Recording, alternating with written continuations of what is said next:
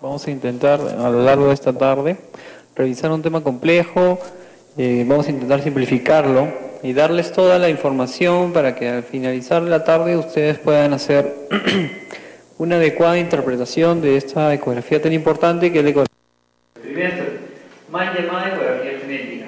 ¿Okay? Vamos a comenzar mirando esta imagen. Nosotros habitualmente nos enfrentamos a este tipo de fetito, un fetito que está entre 11 y 14 semanas, ¿ok? Y lo primero que nosotros tenemos que lograr para lograr una evaluación es hacer una longitud coronal. Pero para hacer una longitud coronal debemos hacerla bien. ¿Por qué? Porque si comenzamos mal haciendo la longitud coronal, todo lo que vayamos a hacer después va a tener una interpretación equivocada. Entonces, la postura ideal del fetito, o la postura ideal debe ser un feto que está mirando al transductor, ¿sí? Que no está de espaldas, es lo ideal, que está en una posición neutra. Posición neutra, la idea es que el bebito no esté ni flexionado ni hiperextendido, o sea, que la distancia que existe entre el tórax y su mentón, al menos sea en 2 milímetros, algunas sociedades lo definen así, ¿okay? Si ustedes alguna vez han enfrentado a estos fetitos se habrán dado cuenta que cuanto más grande es el feto, o sea, que tiene 13 semanas o ya está llegando a las 14, es más difícil. Cuando los fetos son más grandes, se flexionan más y también porque tienen más movimiento. Entonces, lo o va a ser más sencillo comenzar haciendo fetos más pequeños, 11 semanas, 12 semanas, que se mueven menos y están habitualmente en posiciones más amigables. ¿Okay? Lo que vamos a hacer nosotros entonces es realizar la medida de la longitud coronal. Tengo que tener una visualización de ambas estructuras. Debo ver bien la calota y debo ver bien la nalguita del bebito. ¿Ok? Si mi corte es bueno, ahí prácticamente he hecho la gran mayoría del examen.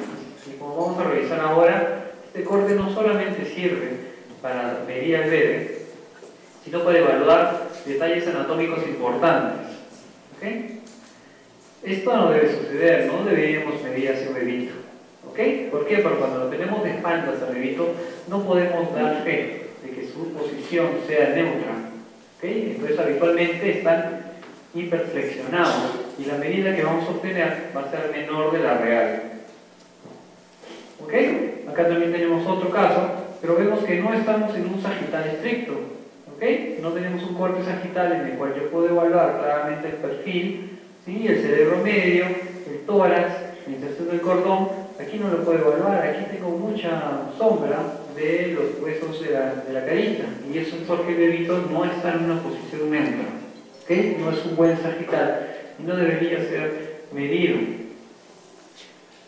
Cuando nosotros hacemos la evaluación de hace 14 semanas, debemos hacer morfología.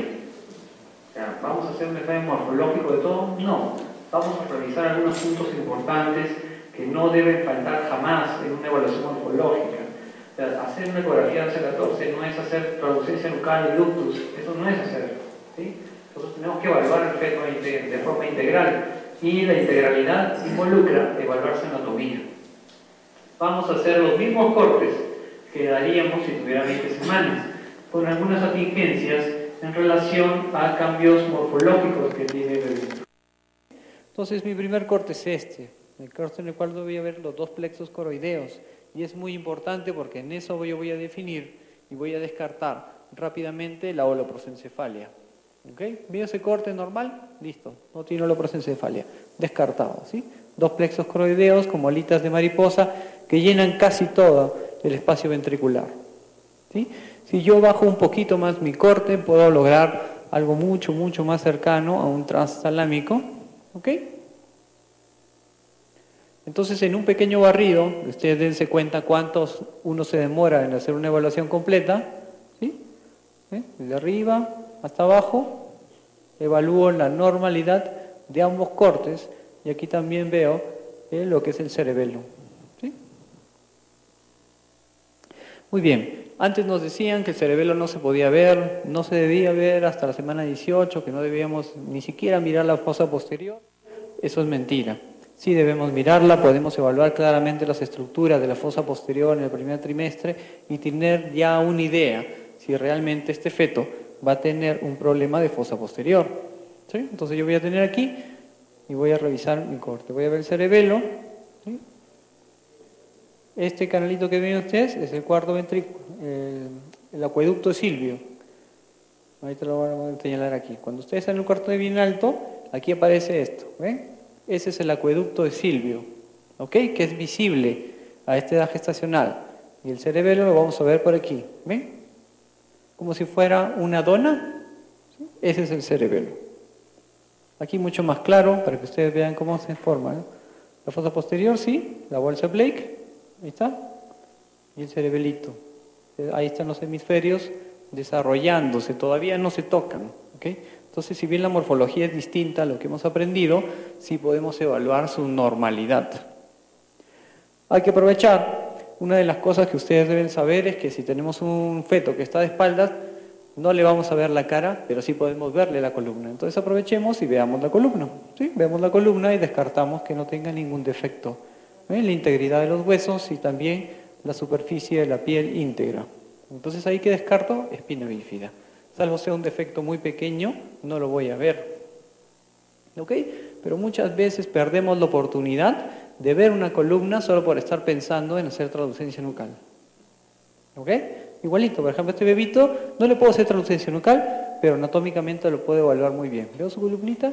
Bien, perfecto, ¿sí? Su corazón, tórax, diafragma, intestinos, el riñón aparece por ahí. Todo eso veo mientras no puedo hacer la traducencia nucal. ¿Okay? Este es el corte que seguramente a lo largo de toda la tarde vamos a repasar bastante, que es un corte sagital medio de la carita, ¿sí? En el cual nosotros vamos a evaluar la estructura del cerebro medio, las famosas 4 líneas, porque es mejor que lo aprendan así, como 4 líneas, ¿sí? A que se aprendan todas las partecitas, ¿sí? ¿Sí? Y vamos a ir definiendo hueso nasal, este de aquí, la piel, la punta de la nariz, ¿sí? Maxilar, mandíbula. ¿Sí? Entonces yo tengo este corte, que es un corte sagital de la carita, piel, punta de la nariz, hueso nasal, maxilar, mandíbula, una distancia entre la mandíbula y el tórax, eso me dice que está en posición neutra, ¿sí? Cerebro medio, mis 4 rayitas y mido mi translucencia nucal aquí en la parte posterior. ¿Ok? Siempre nosotros es mucho mejor hacer la evaluación anatómica en un video, ¿sí? Lograr una imagen estática ideal es realmente difícil, pero en un video uno puede estar muy claro de que está viendo la estructura normal. Yo, por ejemplo, podría decir, mira, aquí la verdad me parece que hay un defecto acá en el maxilar. Podría ser, ya, pero el video, no tiene nada. El video se ve que está íntegro. ¿Se dan cuenta? Entonces, aprovechen los videos. No busquen una imagen estática ideal, porque eso les va a quitar tiempo y no tiene ningún sentido hacerlo. ¿Okay? Otra cosa que hay que hacer en el primer trimestre es valorar el famoso triángulo nasal. ¿Sí? Este triangulito de hueso y aquí, el gap mandibular. Lo normal es esto. Yo veo un triángulo de hueso aquí bien formado y un espacio en la mandíbula. ¿Ok? Eso es lo normal. Ahí está, aquí lo tenemos. Nuestro triangulito y el gap mandibular. El gap mandibular quiere decir que la mandíbula está formándose. Si la vemos cerrada, muy probablemente ese bebito tendría un perfil anormal, porque debería tener una micrognatia severa.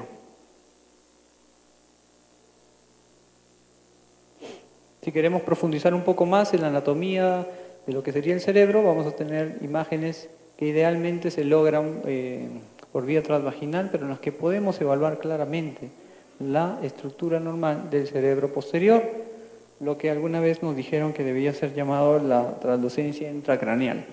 ¿Ok? No vamos a profundizar en ese aspecto. Muy bien, seguimos la anatomía. Ya vimos la cabecita, la columna, ¿o bien? Vamos a seguir viendo los miembros. Importante, estómago, inserción de cordón, 2 arterias umbilicales. ¿Ok? Estómago, visible, el estómago tiene que ser visible, ¿ok? Inserción de cordón y mis 2 arterias umbilicales. En un videíto, vamos a ver claramente, ¿está? Estómago, corazoncito, ¿qué cosa es eso? Situs solitus, situs normal. Eso es un montón. definir que el estómago y el corazón están por el mismo lado en primer trimestre es muy importante. Y ustedes se dan cuenta que no demora demasiado tiempo. Miembros. Cuando yo aprendí a hacer ecografía de 11 a 14, pues no nos obligaban a ver las manos. Pero debo decirles que después de varias experiencias no tan agradables, yo les recomiendo que siempre le miren las manos a los bebitos de 11 a 14 semanas. Al principio les puede parecer difícil, pero después se van a dar cuenta que es bastante sencillo. ¿Y por qué es importante? Porque el bebito de 11 a 14 semanas tiene la manito abierta, a diferencia de los bebitos en segundo trimestre que la cierran. ¿Sí? Es más difícil encontrar un bebito de 20 semanas con la mano abierta, ¿sí? En cambio, el de primer trimestre siempre tiene su manito abierta. Y eso me da la ventaja de poder contar sus dedos mucho más fácil. Entonces yo voy a contar sus deditos. Ahí está. Pulgar y sus deditos. A ver, ¿qué pasó aquí? ¿Lo ven? 4 deditos, pulgar, 4 deditos. Las polidactilias aparecen aquí. Preaxial o posaxial. ¿Ok? Tenemos que también ver la integridad de los brazos. No hay que medir todos los huesos, pero sí estar seguro de que están presentes. Húmero, húmero, cúbito radio y manitos. ¿Ok? Yo estoy seguro que estos cortes, ustedes a la hora que han estado haciendo sus ecografías, los han visto, les parecen familiares, solo que no les han prestado tanta atención en la parte morfológica. Miembros. Yo puedo ver muy claramente las piernas y definir el ángulo del pie. ¿Tengo que esperar hasta el segundo trimestre para decir que tiene pie equinovaro? No, aquí lo defino perfectamente, porque los bebitos habitualmente tienen las piernitas en esta posición. Entonces es mucho más sencillo lograr una visión anatómica. En el caso del corazón, lo que nosotros tenemos que evaluar es primero el situs, que ya lo hicimos al momento de hacer el estómago. Vimos estómago, corazón, situs, solitus. Perfecto. Ahora lo que vamos a evaluar es la anatomía normal. Siempre que evaluemos corazón hay que hacer ductus, es parte de la evaluación, ya le van a dedicar un capítulo al ductus especialmente, pero ahí se los pongo para que sepan que tiene relación con el ductus. Lo ideal, lo que nos recomienda la fetal medicine es que el bebito esté siempre con la pancita hacia nosotros, ¿sí?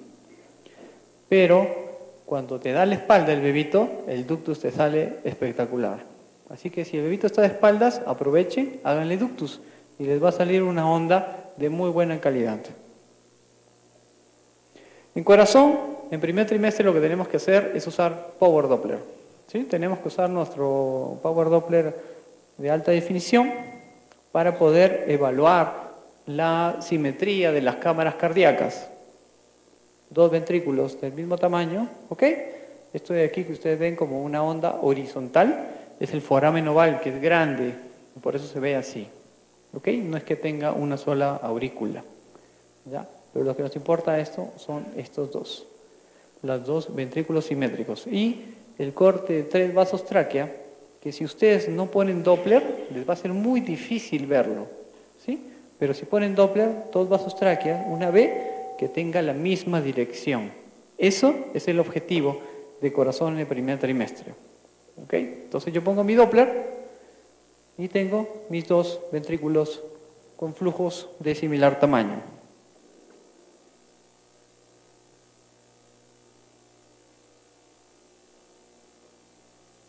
¿Sí? Ahí veo 2 ventrículos, subo un poquito y... no sé qué pasó. ¿Ven? 3 vasos tráquea. ¿Cuánto te demoraste en hacer el barrido? 10 segundos, nada más. Y lograste visualizar las 2 estructuras que tenías que definir. Ventrículos y 3 vasos tráquea simétricos. Nada más. Se acabó el examen de corazón. Si tú ves algo anormal en ese momento, sí, ya. Perfecto, señora. En el segundo trimestre hay que definir si hay una cardiopatía o no. Nada más que eso. ¿Sí? Ahí lo tenemos más claro. ¿Sí? 3 vasos tráquea. ¿Por qué? ¿Por qué hacemos 4 cámaras? Porque vamos a descartar principalmente patologías severas como son ventrículo izquierdo hipoplásico, ¿sí? Y Epstein. Y 3 vasos tráquea, porque lo que vamos a evaluar son todas las cardiopatías de los troncos.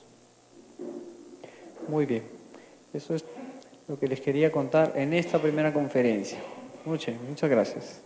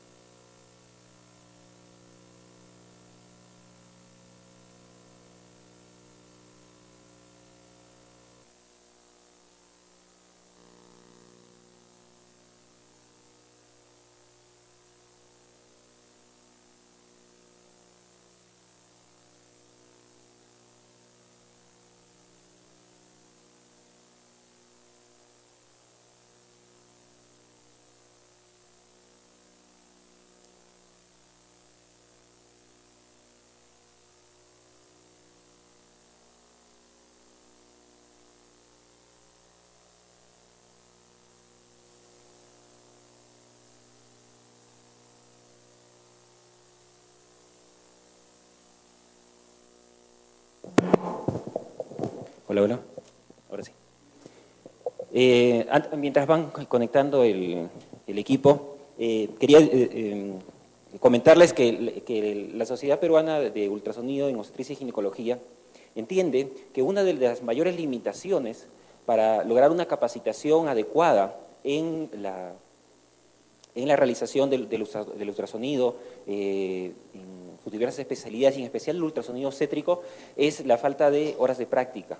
¿Okay? Cualquier escuela tradicional, ¿no? va a ofrecerles a ustedes pues, un cúmulo de contenido teórico, que obviamente es importante, pero al momento de enfrentar el paciente nosotros tenemos que ir adquiriendo gradualmente, ¿no? Y hay una curva de aprendizaje para esto, las destrezas y las habilidades que se requieren para poder realizar adecuadamente los cortes, ¿no? Como los que les ha mostrado tan bonitos el doctor Lacunza.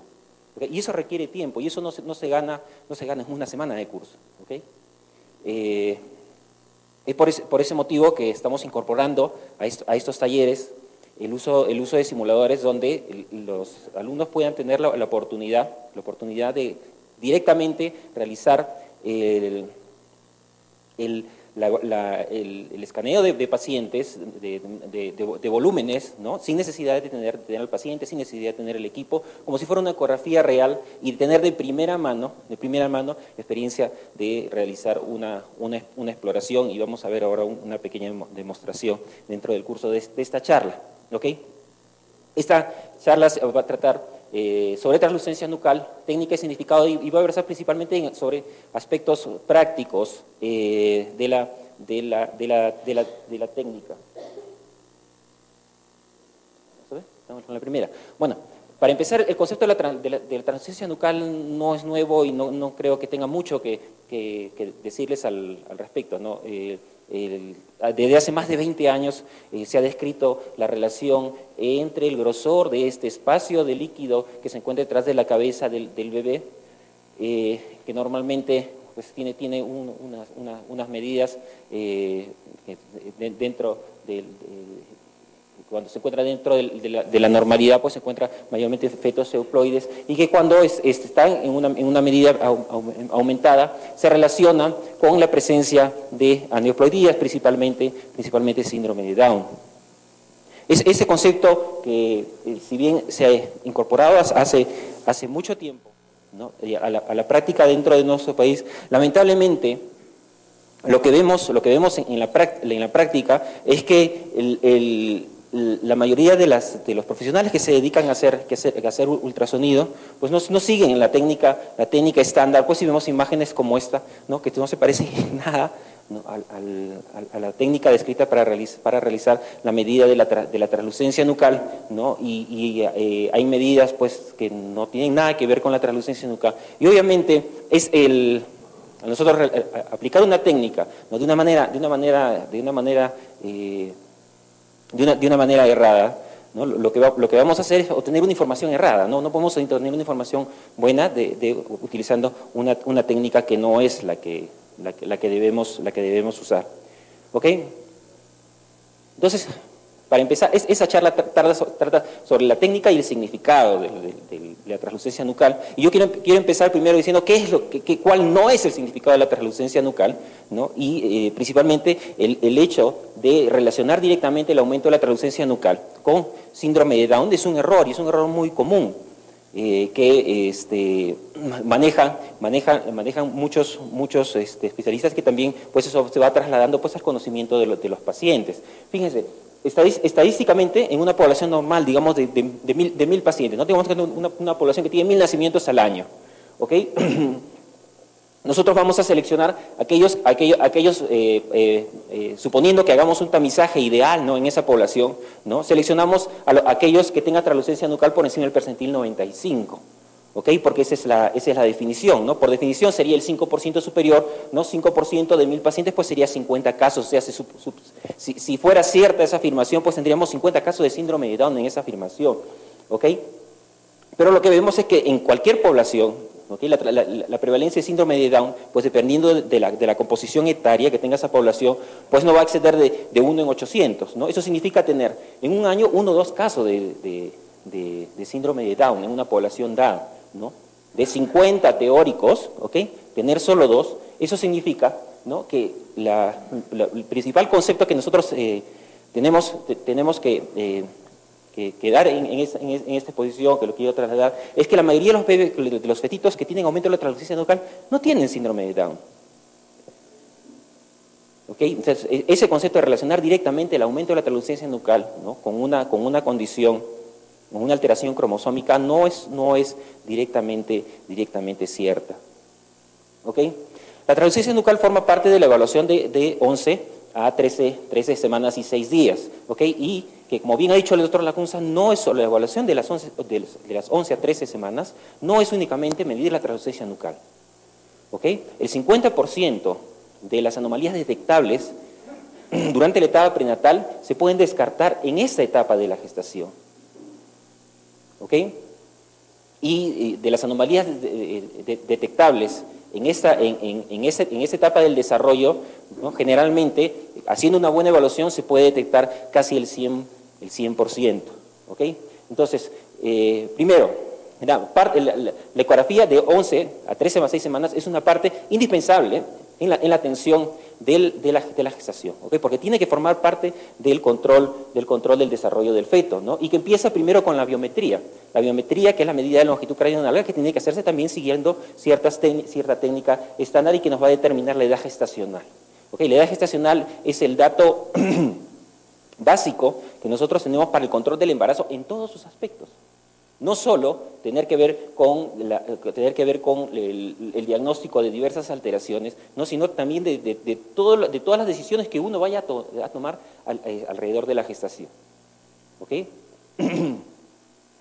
Se realiza el tamizaje de aneuploidías, ¿no?, y para eso lo que se hace es la medida de estos marcadores ecográficos, que lo que van a determinar no es el diagnóstico, sino van a determinar una medida de probabilidad que se llama el riesgo.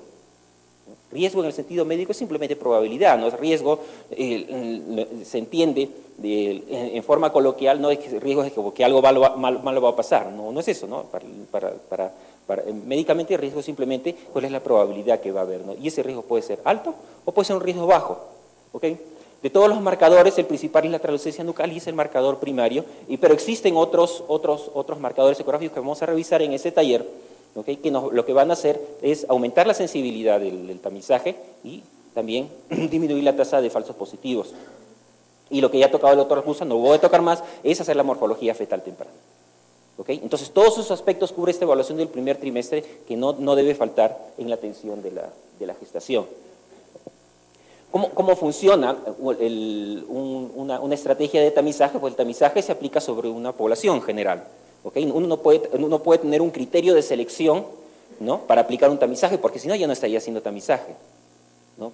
En las guías del ministerio, ¿no?, se incorporó el concepto de la translucencia nucal, ¿no?, es decir, vamos a hacer translucencia nucal a todas las mayores de 35. Error, porque eso significa que solo a un porcentaje de la población, ¿no?, que representa el 30% de la población, se va a aplicar una prueba de tamizaje que tiene un 70% de tasa de detección. ¿no? 7 por 3, 21, eso significaría bajar la tasa de detección de esta prueba al 20%. O sea, en lugar de detectar el 70% de los casos de síndrome de Down en una población, estaríamos seleccionando solo al 20%. ¿Ok? Entonces, el tamizaje significa todos, ¿no? Yo no voy a seleccionar, por ejemplo, si voy a hacer tamizaje de cáncer de cuello de cervix y voy a hacer Papá Nicolau, no voy a decir solo voy a hacer Papá Nicolau a aquellas mujeres que tienen más de 2 parejas sexuales. Y esto es empleando un criterio de selección.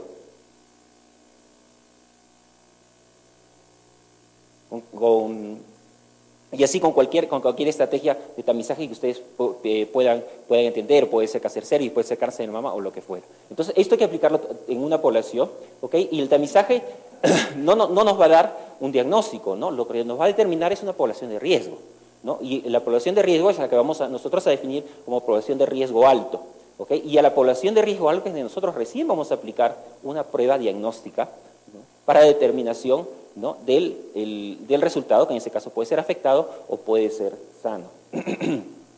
¿Y el diagnóstico cómo se hace? El diagnóstico del síndrome de Down no se hace por ecografía. ¿Ok? Muchas pacientes llegan a la consulta y me dicen, doctor, aquí voy a descartar síndrome de Down. No voy a descartar síndrome de Down. Ni se lo voy a descartar ni se lo voy a diagnosticar. ¿Ok? Nosotros lo que vamos a determinar o seleccionar una población de riesgo para aplicar una prueba diagnóstica. La prueba diagnóstica es el estudio citogenético del cariotipo fetal, ¿no? Que puede ser vellosidades coriales en toda gestación con más de 11 semanas y si tiene más de 16 semanas ya se hace la amniocentesis genética. El riesgo de pérdida de la gestación en ambos procedimientos invasivos es muy bajo. Es menos del 1% y es igual ya sea amniocentesis o biopsia de vellosidades coriales, ¿no? Entonces la selección debe ser en base únicamente a la edad gestacional y obviamente a la experiencia que tenga el operador. La Fundación de Medicina Fetal, que viene publicando esto hace muchos años, diferentes protocolos, es uno de ellos, un protocolo contingencial, donde hay una primera línea de tamizaje en que se usa como criterio de selección primero la edad materna, la translucencia nucal y la bioquímica, selecciona grupos de alto riesgo si la probabilidad es mayor de 1 en 50, ¿okay? Y grupo de bajo riesgo si es menor de 1 en 1000. ¿Okay? En esta selección está el 85% de toda la población. ¿Okay? Y hay un riesgo intermedio, que es el riesgo entre 1 en 50 y 1 en 1000, en el cual pues, es necesario pues, usar otros marcadores para recalcular el riesgo y determinar pues, si pertenece a un grupo de riesgo alto o de riesgo bajo. Un otro punto importante de la evaluación de la translucencia nucal es determinar cuál es el punto de normalidad. ¿Okay? Porque en eso también hay muchos errores. Unos dicen 2.5, otros dicen 3, otros 3.5, no ninguna. Usar un punto de corte en valores absolutos es un error y lo quiero mostrar en estas imágenes. ¿Okay? Lo que ustedes ven es la curva de normalidad de los valores de la translucencia nucal dependiendo de la longitud cráneo-nalga. ¿Okay? Y ven que van variando. Si nosotros usamos un punto de corte de 3, por encima de 3, que sería esta, ¿no? Si nosotros estamos con un bebito que mide pues 48, 50 milímetros, que está entre las 11 y 12 semanas, okay, va a ser excesivo, ¿no? Y muchos valores que vamos a tener en este rango que nosotros vamos a calificar como normales, en realidad estarían pues por encima del percentil 95 y sería una población de alto riesgo. ¿Okay? Si nosotros usamos un punto de corte 2.5, por ejemplo, a las 11 semanas ese corte sería excesivo, ¿no? Pero si nosotros estaríamos entre la semana 13 y 14, ¿no? Estaría entre los valores normales. Si nosotros tenemos, por ejemplo, un valor de 2.5, ¿no? y es un bebito que está midiendo 80 milímetros, ¿no? Que corresponde a 13 a 14 semanas, ¿okay? Nosotros le estaríamos calificando como un bebé de alto riesgo cuando en realidad, ¿no? Estaría en un valor normal. ¿Okay? Entonces, definitivamente no podemos usar un valor absoluto para la determinación del punto de normalidad, y el punto que debemos determinar es el percentil 95 en relación a la longitud cráneo-nalga. El tamizaje de aneuploidías, hay que entenderlo bien, no es para hacer diagnóstico, es un modelo matemático estadístico que lo que nos sirve para calcular una probabilidad. ¿Okay? Detrás del cálculo de riesgo pues hay todo un sustento matemático, ¿no? Que sirve para el cálculo. No voy a entrar en eso porque voy a tratar de que esto sea lo práctico sobre todo, pero requiere Primero, de trabajar con un punto de corte que sea real, ¿no? Y ciertas condiciones, ¿no? Para que todas las mediciones sean homogéneas, ¿no? En principio, la estandarización de las medidas. O sea, si nosotros no tenemos una técnica estándar para realizar las mediciones, ¿okay? No usamos una técnica estándar, pues entonces va a haber mucha variabilidad en los resultados que vamos a tener, y va a depender mucho de criterios subjetivos del examinador. ¿Okay? Tiene que haber una definición de las medianas, y la determinación de los parámetros poblacionales tienen que ser bien exactos. A lo que quiero llegar es que todo el proceso, ¿no? sin un sustento tecnológico no funciona. ¿Ok? Ofrecer a una paciente, decir, vamos a hacer la translucencia nucal, ¿no? Y vamos a realizar la medida, ¿no? Y darles un resultado en base únicamente a la medida, pues para ellos, para la paciente es un resultado incompleto. Necesitamos para eso un instrumento estadístico, un software, ¿no? Que lo que va a hacer es el cálculo de riesgo, porque el médico no se va a poner a tomar las medidas, buscar en la curva, ¿no? y realizar el cálculo, ¿no? El cálculo en términos sencillos es así, ¿no? Nosotros tenemos que toda paciente, antes de empezar el examen, tiene un riesgo basal que está relacionado a la edad.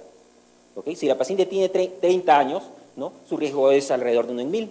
Si tiene 35 es 1 en 50. Si tiene 40 años es 1 en 50, y así. ¿Ok? Entonces, ese riesgo basal es el punto de inicio. Nosotros, cuando realizamos las pruebas, ¿no? Y la medida de translucencia nucal, vamos a obtener factores de conversión derivados de esas pruebas, y esos se van a multiplicar por el riesgo basal, y el resultado se llama el riesgo ajustado, que es el valor final que vamos a tener. ¿Ok?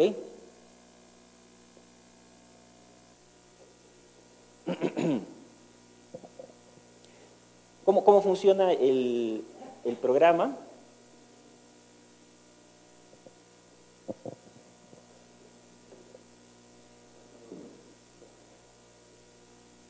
Salir del modo...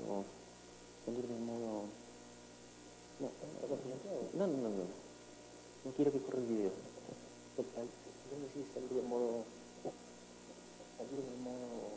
presentación. No.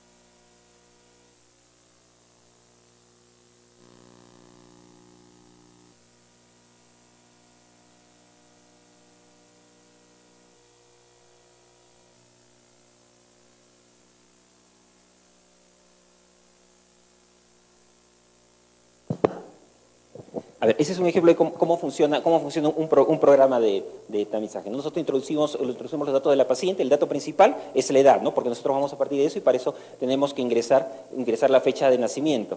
¿Ok? Ingresamos los datos, es importante ingresar el dato del ecografista. ¿Ok? Bueno, se ponen los datos del feto, ¿no? Se ingresa la longitud craneonalga, porque la medida va a estar en relación a la longitud craneonalga, y ponemos un ejemplo, y tenemos una translucencia nucal de 1.8. ¿Ok? La edad gestacional sería de 12 semanas, ¿no? Y si nosotros vemos, ¿no? en qué valor está, pues prácticamente en percentil 50. Entonces, lo que hace el programa es calcular un riesgo, ¿no? Que en este caso es 1 en 2000 aproximadamente. ¿Ok? En base a las medidas de la translucencia nucal. Nosotros vamos a cambiar aquí los datos, ¿no? Primero con la edad de la paciente, ¿no? Vamos a cambiar una paciente que tiene unos 40 años aproximadamente. Vamos a cambiar los datos con una longitud craneonalga de 50 y 2.5 de longitud craneonalga.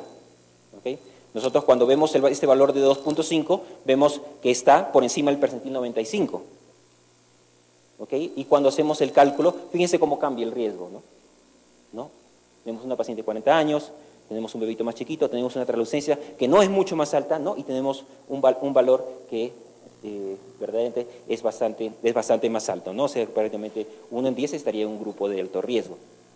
La técnica estándar para medir la translucencia nucal, en primer lugar, tiene que considerar la edad gestacional, ¿no? Tiene que hacerse entre las 11 semanas y las 13 semanas y 6 días, ¿no? ¿Okay? Porque si no está dentro de esta edad gestacional, no podemos extrapolar los resultados que tenemos, ¿no? La longitud del feto tiene que estar entre 45 y 84 milímetros, ¿okay? No puede ser ni más pequeño ni más grande. La magnificación de la imagen tiene que ser la adecuada para que en la pantalla solo se vea la cabeza y el tercio superior del tórax. Imágenes en las cuales se ve todo el feto no son adecuadas para medir la translucencia nucal. La vista medio sagital tiene que ser exacta y tiene que tener ciertas características. La cabeza en una posición neutra, se tiene que diferenciar claramente la translucencia nucal, la membrana del amnios, y medir la parte más ancha de adentro hacia adentro. ¿Okay? Lo que se dice colocar los calipers on-to-on, como se ve en este ejemplo, ¿no? No externo-interno, no de afuera a afuera, no en medio de la línea. En este ejemplo, por ejemplo, vemos los reparos anatómicos, la punta de la nariz, la piel que se ve con otro punto icogénico, debajo de la piel se ve el hueso nasal, el diencéfalo que se ve aquí redondito, el paladar que tiene que verse de forma rectangular exactamente, y la translucencia nucal que la vemos acá. Quiero mostrarle aquí cómo se ve en la práctica.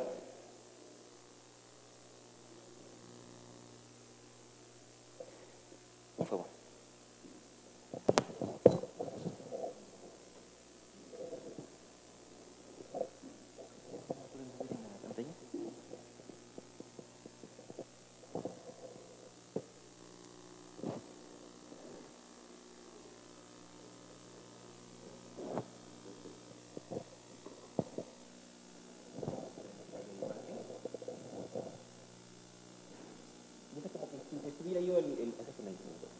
Como que tuviera yo el ecógrafo, ¿no? Pero sin necesidad de tener al paciente.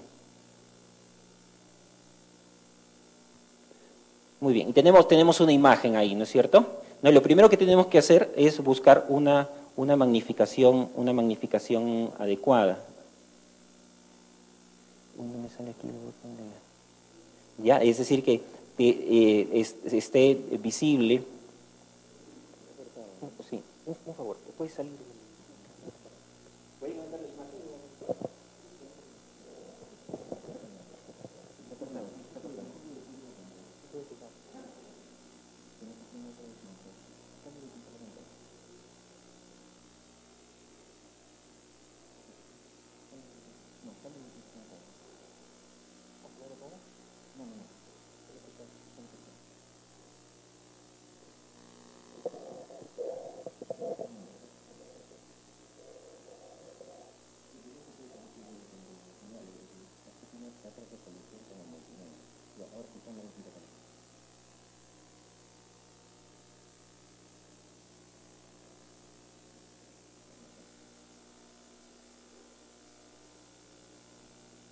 Ok, entonces tenemos la magnificación, ¿no?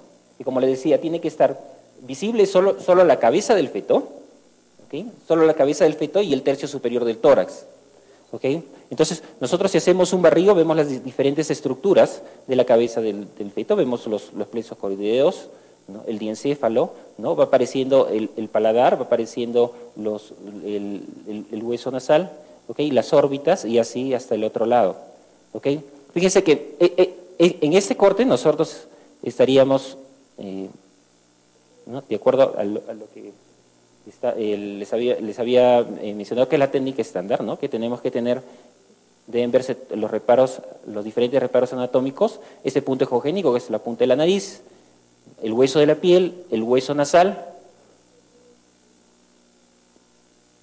el paladar que tiene que verse en forma rectangular. Fíjense que si nosotros angulamos un poquito el transductor, ¿no? Lo que va a aparecer ¿no? Es una forma de L, ¿no? Que es el arco cigomático del hueso malar.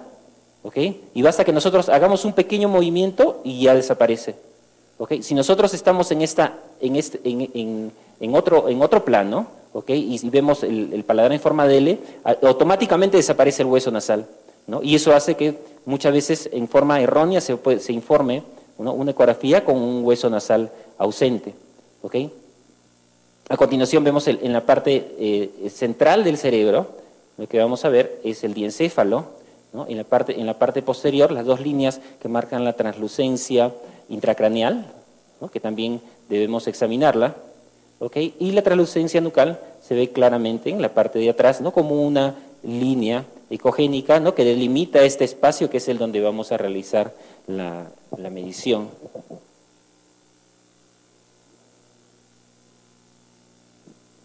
Los movimientos que se tienen que hacer son movimientos muy, muy delicados, porque nosotros hacemos un movimiento más grueso, ¿no? Automáticamente perdemos la imagen, ¿no?, y la perspectiva de la imagen que estamos buscando, ¿no? Entonces nosotros lo veríamos así, ¿ok?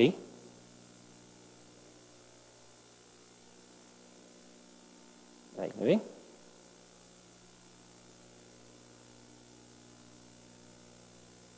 Entonces yo estoy jugando con el traductor hasta obtener la imagen adecuada para medir la translucencia nucal, ¿no?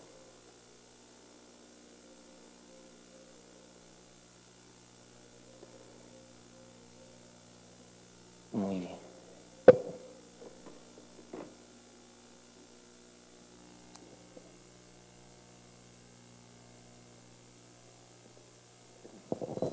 Entonces, la idea es que algunos de ustedes puedan practicar con el simulador y tengan la experiencia de primera mano, lo que es conseguir la imagen. Ponme otra vez, sí. Y una vez que uno tiene la medida, porque todo parte de tomar la medida, entonces uno puede usar diferentes estrategias para hacer el diagnóstico, ¿no? Esta, por ejemplo, es un protocolo contingencial donde se mide la translucencia y el ductus, ¿no? Y se determinan 3 grupos de riesgo alto, intermedio y bajo, ¿no? El riesgo alto mayor de 1 en 50, riesgo alto mayor de 1 en 50, riesgo bajo menor de 1 en 1000, ¿ok? En las pacientes con riesgo alto se recomienda el cariotipo, ¿no? Y en la evaluación del cariotipo, pues vamos a determinar pues, si se trata de una gestación anormal o anormal. Si es riesgo bajo, pues va a sus controles de rutina. ¿Ok? Para terminar nomás, los conceptos que quisiera que se lleven de esta charla, ¿no? En primer lugar, que la ecografía de 11 a 13 más 6 semanas es una parte importante y es indispensable de la atención del embarazo, ¿no? A estas alturas no podemos considerar una atención prenatal de calidad que no cuente por lo menos con un control ecográfico. ¿Okay? Y de esos controles ecográficos, uno que no debe faltar es esta evaluación por todo lo que ya les he dicho, además de la medida de translucencia nucal. La translucencia nucal aumentada no significa necesariamente que el paciente tenga síndrome de Down. ¿Okay? Hay que quitarnos ese concepto de la cabeza. Se debe usar la técnica estándar, necesariamente si nosotros queremos aplicar una estrategia de tamizaje sobre una población, nosotros queremos medir nuestros resultados, ¿no? Tiene que usarse una técnica única, ¿no?, para evitar los sesgos personales, las subjetividades. El punto de corte no debe ser en valores absolutos, debe ser en mayor del percentil 95. Es necesario para esto tener un software, tener una ayuda, ¿no?, tanto para la determinación de los valores normales como para el cálculo del riesgo. Y por último, que aquellas pacientes con riesgo alto, el diagnóstico solo lo da el estudio del cariotipo fetal, no hay otra prueba que nos dé esa información. Bueno, eso es todo. Gracias por su atención. Muchas gracias, doctor Roberto Alvina Huerta. Vamos a continuar con ductus venoso y otros marcadores ecográficos de aneuploidías a cargo del doctor Jorge Ábalos.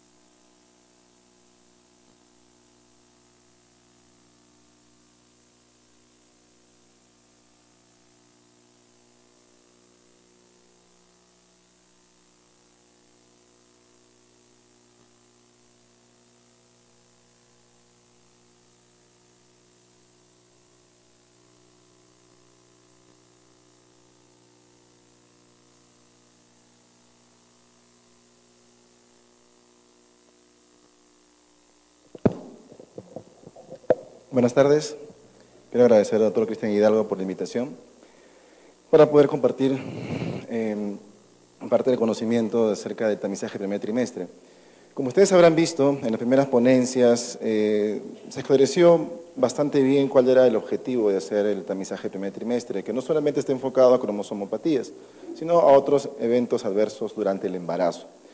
Ahora, enfocando el tema dentro del punto de vista de cromosomopatías, hay que tener en cuenta algo, que nosotros, si bien es cierto, no le vamos a dar el diagnóstico de una trisomía 21 o una trisomía 18, sino lo que le vamos a decir al paciente es que tiene alto riesgo.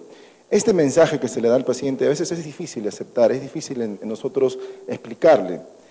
Aún así, diciéndole que no le estamos diciendo que su bebé tiene una cromosomopatía, sino que tiene alto riesgo, esa información, ese mensaje, definitivamente va a tener una repercusión importante en el embarazo. Más aún sabiendo que las cromosomopatías actualmente no tienen ningún tratamiento. Entonces, el objetivo de hacer el tamizaje es nosotros alcanzar la máxima sensibilidad para poder nosotros tener la mayor cantidad de pacientes diagnosticados con la menor cantidad de falsos positivos. Porque de nada serviría alcanzar una sensibilidad de 100% con una tasa muy alta. Vamos a tener muchos pacientes que se vamos a estresar durante el embarazo diciéndole que tienen alto riesgo cuando realmente no lo es así. Ahora, parte de la estrategia para nosotros calcular el riesgo de una paciente es incluir la mayor cantidad de biomarcadores, ya sean ecográficos o serológicos, para nosotros poder tener un resultado lo más real posible. Este es el resumen de lo que ya se vio hace unas diapositivas en las exposiciones previas, donde nosotros tenemos que el riesgo de la paciente va a ser el riesgo basal, que tiene mucho que ver con las características de la madre y los antecedentes, y eso lo vamos a multiplicar por el riesgo calculado que se hace por bioquímica y por ecografía. Cuando hablamos de ecografía hablamos de translucencia nucal.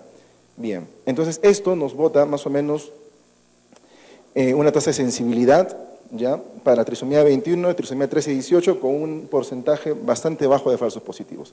Sin embargo, como ustedes verán, no se alcanza el 100%. Existe un 10% de pacientes que se va a quedar sin diagnósticos. Y para eso, los marcadores como el ductus venoso y el hueso nasal y el reflujo tricuspidio nos van a ayudar para poder mejorar esta sensibilidad y además disminuir la cantidad de falsos positivos. Entonces, ¿en qué momento nosotros vamos a aplicar como estrategia el uso de los marcadores como el ductus venoso? En la siguiente circunstancia. Cuando nosotros tenemos un tamizaje de manera poblacional, vamos a encontrar que el 1.5% de la población aproximadamente va a dar positivo, o mejor dicho, va a salir alto riesgo. El 83.5% va a salir bajo riesgo, y un 15%, que es un porcentaje bastante considerable, va a tener un riesgo intermedio, en lo cual nosotros no podemos decirle realmente cuál es la situación real de su feto. Entonces es aquí cuando nosotros vamos a incluir a los nuevos biomarcadores, no son nuevos, sino unos marcadores adicionales para nosotros poder definir a la paciente. Estos son los porcentajes, estas son las probabilidades para las cuales nosotros marcamos alto riesgo y bajo riesgo, que es lo que nos bota la computadora cuando usamos el software de la Fetal Medicine. Cuando tenemos una probabilidad entre estos valores, nosotros hablamos de una zona gris o una zona intermedia.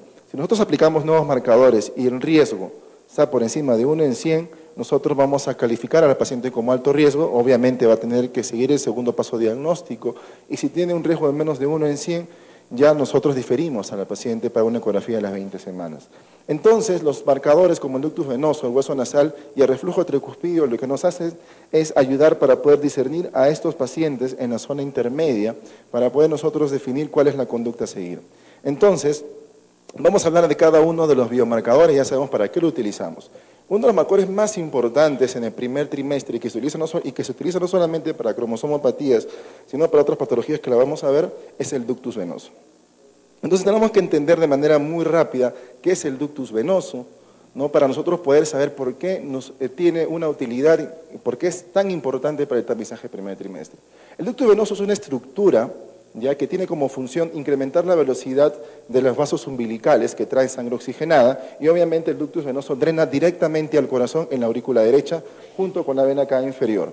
¿Okay? Entonces lo primero que tenemos que saber es que el ducto venoso es una estructura que drena en la aurícula derecha y que tiene como objetivo lo siguiente: tiene como objetivo priorizar la sangre oxigenada que pase a la circulación izquierda, que es la aurícula izquierda, que es realmente la que va a tener la circulación principal. ¿Por qué? Porque la vía izquierda o la vía siniestra va a ser la que va a drenar o la que le va a ofrecer oxígeno y nutrientes al cerebro, que es un órgano más importante en la jerarquía fetal. Entonces, el ductus venoso tiene como objetivo, anatómicamente, mejorar esta velocidad. Lo que hace el ductus venoso es simplemente lo que haría el pico de una manguera cuando nosotros queremos aumentar la velocidad. Imagínense esas mangueras que se utilizan para apagar incendios en los bomberos y le colocan un pico en la punta, y eso lo que ocasiona es que la velocidad tenga mucha fuerza y pueda alcanzar mayores flujos. Entonces, es exactamente lo que hace el ductus venoso con la vena umbilical. Si nosotros vemos en diferencias de velocidades, vamos a entender que la vena umbilical tiene una velocidad aproximadamente de 20 centímetros por segundo. Después que se genera esta turbulencia en el ductus venoso, la sangre oxigenada entra en la circulación del corazón con una velocidad aproximada de 30 a 40 centímetros por segundo. Y esto es necesario para que la sangre oxigenada pueda priorizarse hacia la circulación izquierda, que es la circulación más importante en la vida fetal. Entonces, el ductus venoso, como les habíamos mencionado, recibe información directa de la aurícula derecha. ¿Qué cosa quiere decir? Que el ductus venoso indirectamente nos está dando una información muy importante acerca de la función cardíaca fetal. Y es por eso que la onda del ductus venoso tiene una morfología muy parecida a la onda del llenado atrial. Vemos aquí una onda espectral del ductus venoso, esta es una onda patológica. Vemos aquí su morfología sístole, diástole, la onda A reversa, y vemos la onda del llenado auricular de la aurícula derecha, y como verán, tienen unas morfologías muy parecidas. Porque si ustedes recuerdan, la vena umbilical prácticamente no tiene pulso, excepto en situaciones patológicas. Y el ducto venoso, ¿por qué si tendría pulso? Si sigue siendo un vaso venoso, no tiene latido, pero tiene pulso. ¿Por qué? Porque es el reflejo de lo que está ocurriendo en el corazón derecho del feto. Y es por eso que la información que nos da el ductus venoso no solamente es una información importante para cromosomopatías, sino es una información importante para cardiopatías, independientemente del estado cromosómico del feto, y también de viabilidad fetal.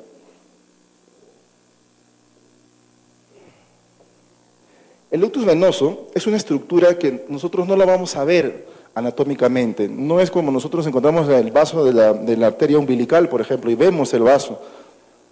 El ductus venoso, si nosotros no utilizamos el Doppler, no lo vamos a poder observar. La técnica para nosotros poder encontrar el ductus venoso es utilizando el Doppler color. Este es un ejemplo de cómo se está ubicando el ductus venoso gracias a la tecnología del Doppler. Y como sabemos que el ductus venoso es una turbulencia por incremento de velocidad, si nosotros utilizamos las velocidades correctas, vamos a poder encontrar este fenómeno que se conoce como fenómeno de aliasing, que me está indicando que en este lugar se está estrechando la vena umbilical y en este lugar es donde aparece el ductus venoso. Si nosotros no tuviéramos un Doppler color, sería muy difícil nosotros evaluar el ductus venoso, porque la estructura aproximadamente mide por 1 milímetro en fetos del segundo trimestre. Ahora imagínense en el primer trimestre mide mucho menos. Eso, observarlo en ecografía, es bastante difícil. Una vez que nosotros ubicamos el ductus venoso y aplicamos obviamente la optimización necesaria para nosotros poder encontrar la onda espectral, como por ejemplo, uno es la velocidad del filtro. Vamos a tener uno más adelante y vamos a poder analizar. Aquí tenemos ya la onda espectral y tenemos que tener los siguientes parámetros para poder encontrar una buena onda. Parte de nuestra evaluación amerita que nosotros tengamos el conocimiento técnico necesario para poder encontrar una buena onda y para que nuestros resultados sean lo más confiables posible. Tenemos que considerar primero el número de ondas, que no debe ser mayor de 6 ondas en la onda espectral, debe ocupar más del 50% del screen de la onda espectral. Tenemos que tener un volumen, un tamaño de muestra menos de 1 milímetro, acá tenemos 0.7, esto es correcto, una velocidad en el primer trimestre entre 20 y 30 centímetros por segundo y en el segundo y tercer trimestre entre 30 y 40. El filtro no tiene que ser mayor de 60 Hz, en realidad no tiene que ser entre 50 y 70, aquí tenemos un filtro de 60 Hz y obviamente un filtro de pared medio. Y entonces es así como nosotros, cumpliendo todos estos estándares, podemos encontrar una onda espectral adecuada del ductus venoso, que como ya lo habíamos dicho, tiene una morfología similar al llenado atrial y nos refleja la función cardíaca. Y aquí podemos ver nosotros cómo el ductus venoso, la primera onda es la onda sistólica, que es durante la sístole, el ductus venoso tiene un flujo anterógrado. Durante la diástole, este flujo tiende a disminuir, ¿no? y una vez que termina la diástole, la última fase de la diástole es la contracción atrial, que es ya la última fase de llenado ventricular, que se puede traducir como la onda A. Y como nosotros nos damos cuenta, lo normal es que durante todo el ciclo cardíaco, sístole, diástole y contracción atrial, exista un flujo anterógrado. Quiere decir que el aporte de sangre del ductus venoso al corazón va a ser siempre positivo, ya sea en sístole, en diástole o incluso en contracción atrial. Pero ¿qué es lo que pasa en estados patológicos? En estados patológicos, cuando el corazón empieza a disfuncionar, cuando el feto empieza a tener alguna patología, ya sea morfológica o ya sea funcional, vamos a encontrar un ductus venoso con una onda A reversa que nos está indicando que durante la contracción atrial no existe paso, no existe suplemento de oxígeno o de suplemento de sangre al corazón. Quiere decir que la sangre tiene un flujo retrógrado, o sea, la sangre se está regresando.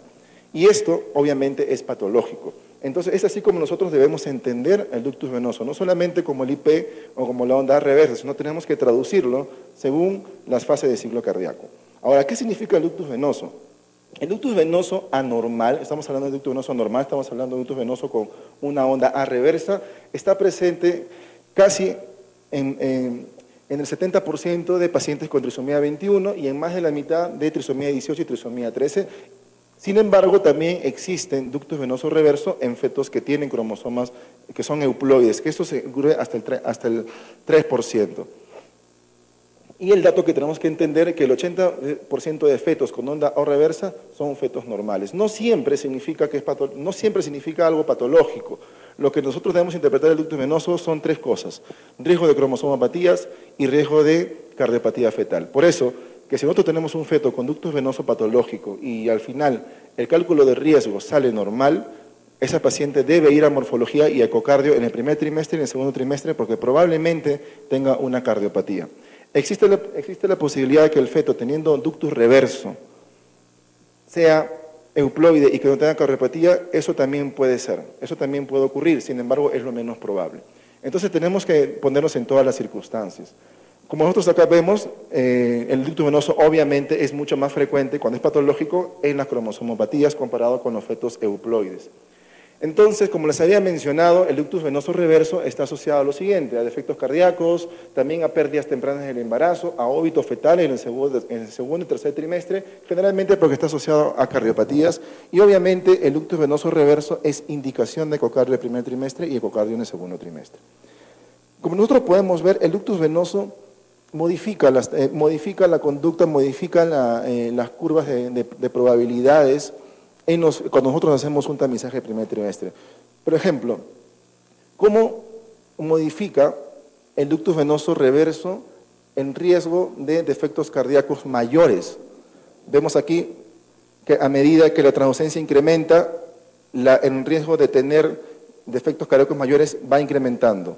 Sin embargo, vean aquí como un feto con mayor transdocencia nucal, pero con una onda A normal, el riesgo incrementa, pero no de manera muy exagerada. Pero cuando tenemos nosotros una onda A reversa, a medida que incrementa la docencia nucal, definitivamente el riesgo lo multiplica. Y es por eso que es la importancia de evaluar el ductus venoso, para nosotros mejorar la sensibilidad y la especificidad de nuestro tamizaje de cromosomopatías y de defectos cardíacos. Aquí nosotros, por ejemplo, vemos el riesgo de muerte fetal, ¿no? A medida que nosotros tenemos menos PAP-A, menos múltiplos de la media de PAP-A, vamos a tener mayor riesgo de muerte fetal en el primer trimestre, y esto se incrementa mucho más si está asociado a un ductus venoso reverso. El flujo tricuspidio también es un marcador de cromosomopatías y también es un marcador de defectos cardíacos, porque la evaluación del flujo tricuspidio definitivamente es una evaluación cardiológica. El flujo tricuspidio se evalúa de la siguiente manera: aquí tenemos el corazón, tenemos que magnificarlo. Como ustedes habrán dado cuenta, en el primer trimestre, uno de los aspectos de optimización es la magnificación. Tenemos nosotros que siempre evaluar órganos y que este órgano que vamos a evaluar ocupe más del 50% de la pantalla.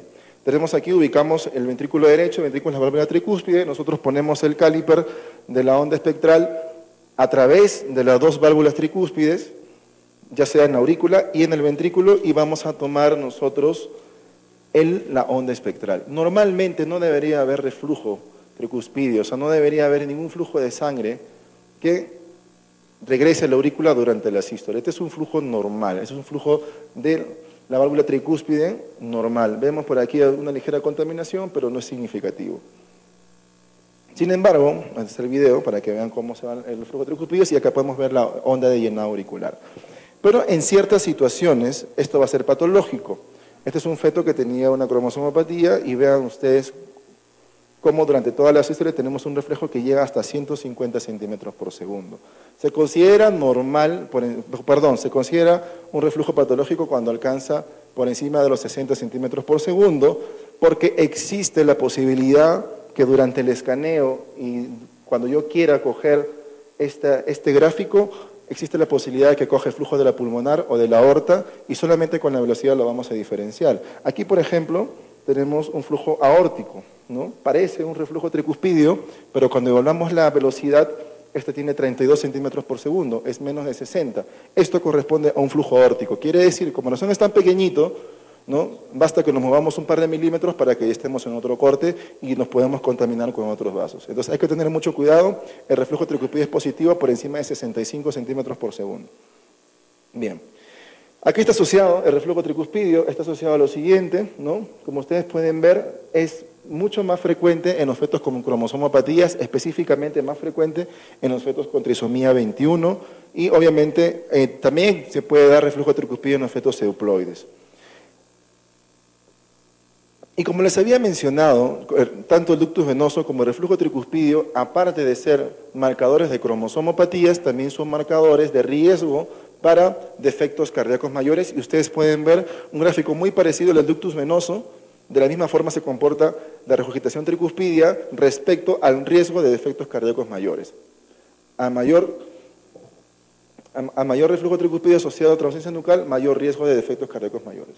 Y por último, el hueso nasal es el tercer marcador, ¿no?, adicional para la evaluación de cromosomopatías. El hueso nasal está asociado así solamente a cromosomopatías. El hueso nasal, ausente o presente, está asociado, solamente tiene un significado, riesgo de cromosomopatías.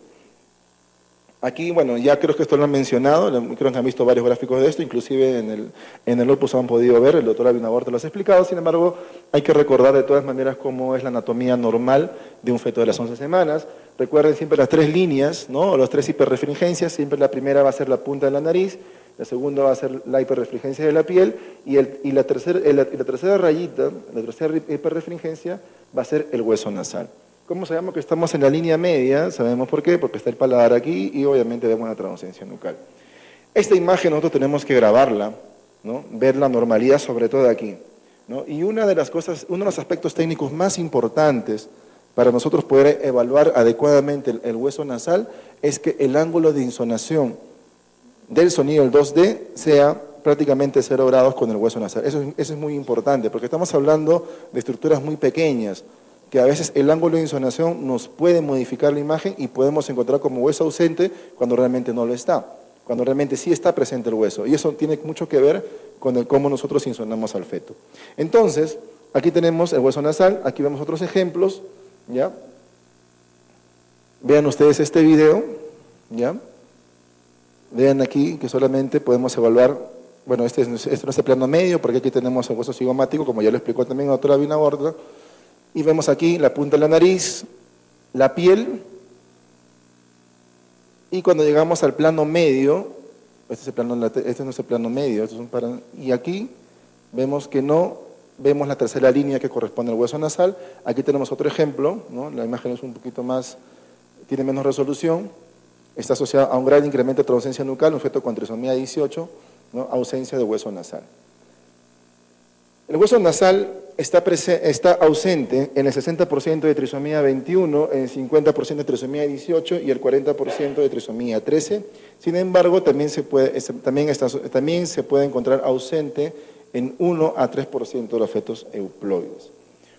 Estos son los tres marcadores que nosotros podemos agregar al tamizaje. Sin embargo, la recomendación es hacerlo si se tiene la experiencia necesaria. Como ustedes habrán visto, el porcentaje de nosotros equivocarnos al momento de evaluar un hueso presente o ausente o de evaluar un reflujo tricuspidio ¿no? Porque el corazón es pequeño, incluso el ductus venoso, porque si nosotros no aplicamos las técnicas de optimización necesaria, vamos a contaminar el ductus venoso, incluso podría parecer reverso cuando realmente no lo es.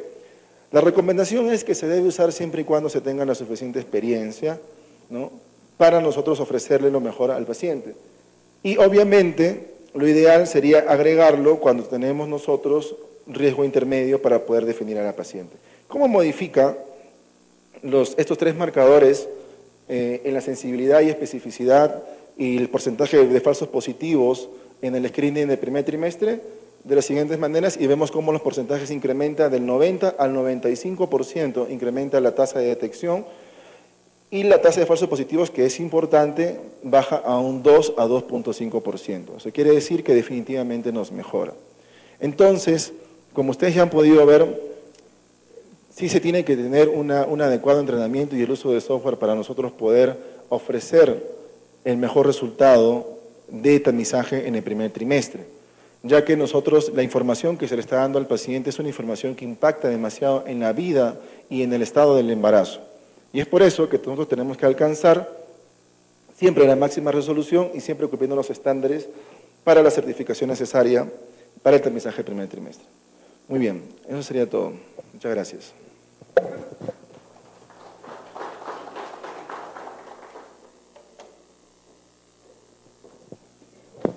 Muchas gracias, doctor Ábalos, por su brillante exposición. Vamos a continuar con ADN fetal libre en sangre materna, a cargo del doctor Roberto Albina Huerta.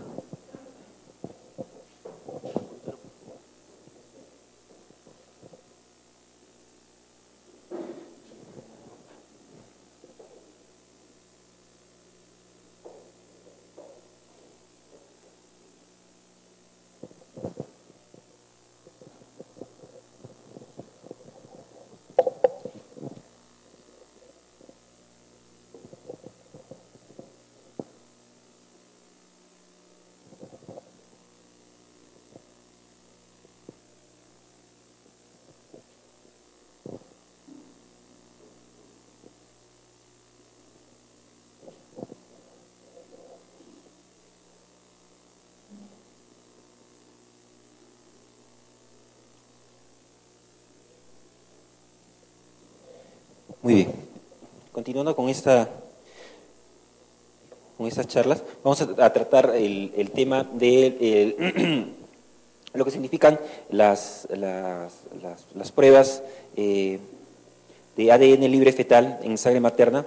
Son una nueva tecnología que se ha aparecido hace algunos años por sus resultados. De las pruebas de ADN libre fetal despertaron una gran expectativa en la comunidad científica y se les ha dado mucha importancia y ha habido mucha investigación alrededor de este tipo de pruebas.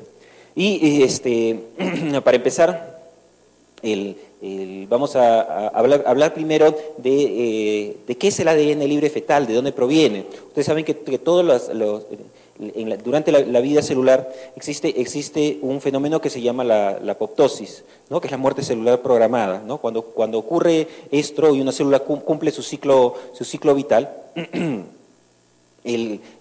ocurre este proceso que es la muerte celular o apoptosis. Entonces, los diferentes fragmentos de la célula van a quedar libres y entre ellos fragmentos de ADN provenientes del núcleo, que va a estar dividido en pequeños fragmentos, ¿no? Que constan de 150 a 200 pares de bases. Esas moléculas son liberadas a la sangre y se van a encontrar circulando en la sangre materna, ¿ok? Como durante la gestación va a haber ADN libre de dos fuentes, ¿no? Uno, lo que es el ADN proveniente de la prostosis de la propia madre, y otro proveniente del feto, ¿no? Entonces va a haber una mezcla de ADN libre, tanto de la madre como del feto durante la gestación.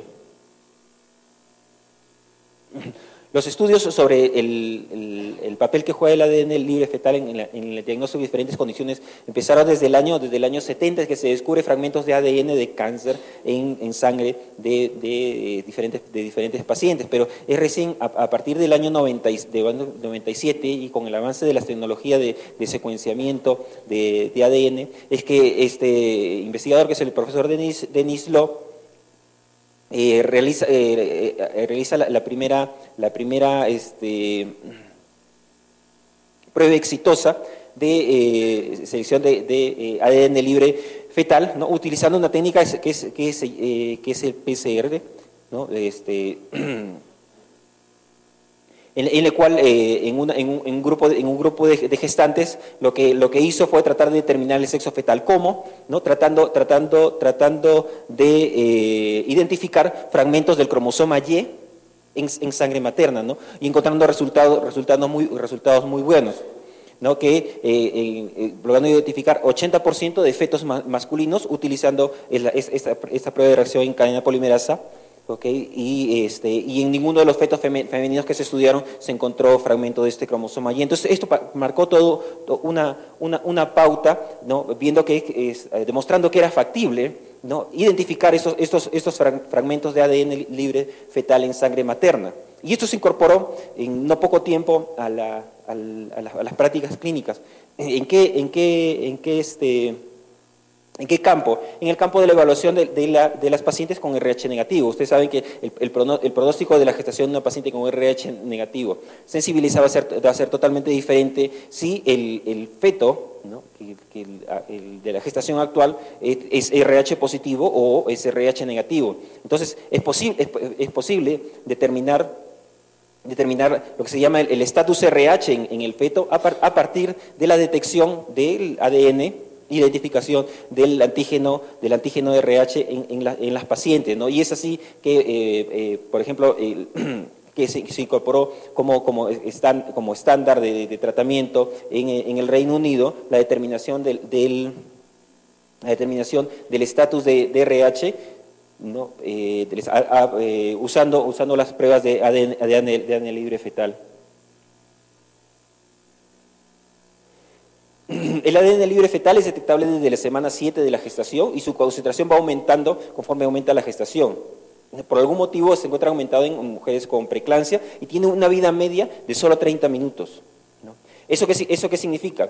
Que la prueba que se hace durante la gestación es específicamente de esa gestación, ¿no? Que no hay forma de que haya ADN libre fetal de una gestación anterior, ¿no? en el embarazo actual. ¿Okay? Y prácticamente a pocas horas después del parto desaparece el ADN libre del feto, de la sangre de la madre, ¿no? Y se puede extraer y cuantificar usando esta técnica que es el real-time PCR.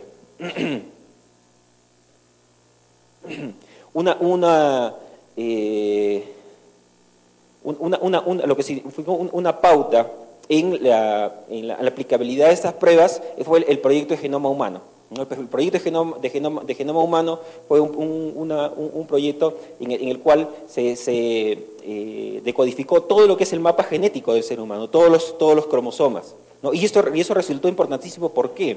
Porque a partir de eso se pudo saber exactamente la secuencia, ¿no? La secuencia que tiene el ADN y poder identificar a partir de pequeños fragmentos y de acuerdo a la secuencia que seguía, identificar a qué cromosoma pertenece el fragmento que uno está encontrando. ¿Me dejo entender? Entonces, si yo tengo un fragmento, un pequeño fragmento de cadena de ADN, ese fragmento es único y es específico para determinado cromosoma y es posible determinar si proviene del cromosoma 2, del cromosoma 4, del cromosoma 21, del cromosoma 18, del cromosoma X, del cromosoma Y. ¿Okay? Y el que se haya descifrado ese mapa pues es el que ha permitido que se desarrolle al final esta tecnología. ¿Okay? Y bueno, fueron apareciendo una serie de trabajos que demostraron la aplicabilidad de esta prueba. Determinar el sexo fetal o determinar el estatus RH, pues simplemente es una prueba de sí y no, ¿me entiendes? Es una prueba cualitativa, pero para la determinación de una cromosomopatía no basta con con determinar solo la presencia del cromosoma, sino el exceso de material genético, que es lo que se va a encontrar. ¿Ok? Entonces, para la determinación de cromosomopatías como trisomía 21, el diagnóstico que se tiene que hacer es cuantitativo. ¿Ok? Porque normalmente todos los fetos tienen material genético del cromosoma 21. Lo que va a suceder es que en los fetos portadores de una trisomía van a tener un exceso de material genético por el hecho de tener un cromosoma adicional. ¿Me dejo entender? Y eso es lo que se va a medir y gráficamente sería así, ¿no? Nosotros tenemos, este es un feto normal, entonces dentro de este feto normal va a haber un porcentaje de ADN libre de la madre y un porcentaje de ADN libre del feto, ¿no? Del cromosoma 21. ¿Okay? Eso es lo que vendría a ser el basal. Pero ¿qué es lo que sucede en el caso de una trisomía 21? Que va a haber un exceso de material genético del cromosoma 21 y eso es lo que se va a tratar de detectar. ¿Ok? No es la presencia del cromosoma extra, sino ese exceso de material genético. Ahora, ese exceso de material genético va a ser diferente dependiendo del porcentaje de ADN libre fetal que haya en sangre materna, y aquí vengo a introducir un concepto muy importante que es la fracción fetal. Para que una prueba, ¿no?, sea confiable, la fracción fetal tiene que ser significativa, porque si tiene una fracción fetal muy baja, entonces la sensibilidad de la prueba disminuye y también aumenta la tasa de falsos positivos. ¿Cómo es el informe de una prueba de ADN libre fetal? Es de esta manera, ¿no? Uno tiene los diferentes cromosomas, ¿no?, y el resultado va a ser un riesgo estimado. ¿Ok? O sea, lo que nos va a informar la prueba, ¿no?, es como cuando nosotros hacemos la translucencia nucal, como cuando nosotros hacemos los diferentes marcadores, nos va a decir es riesgo bajo o es riesgo alto. Ya las pruebas de ADN libre fetal son pruebas de tamizaje, no son pruebas de diagnóstico. ¿Y de dónde ha venido este concepto? Esto lo vamos a pasar porque son más estudios, ¿no?, que demostraron la efectividad de la prueba, en que los diferentes estudios demostraron pues unas sensibilidades pues espectacularamente buenas. ¿Okay? En ese estudio, que es uno de los primeros que se hicieron en poblaciones de alto riesgo con síndrome de Down, ¿no?, para una población de 212 bebés con síndrome de Down y 1.400 controles haploides, se encontró una tasa de detección de 98.6%, además de casi 100%. Y la tasa de falsos positivos, que en un tamizaje del primer trimestre está en las mejores condiciones entre 2.5 y 3%, ¿no?, bajaba a 0.2%. Entonces uno ve estos resultados y dice, bueno, pero esa prueba es casi diagnóstica. Si lo comparamos históricamente con lo que ha sido el tamizaje de aneuploidías a través de los años, ¿no? En los años 70, ¿cuál era el único criterio que había? La edad de la madre, ¿no? Y la edad de la madre nos daba una tasa de detección, ¿no?, de 30%.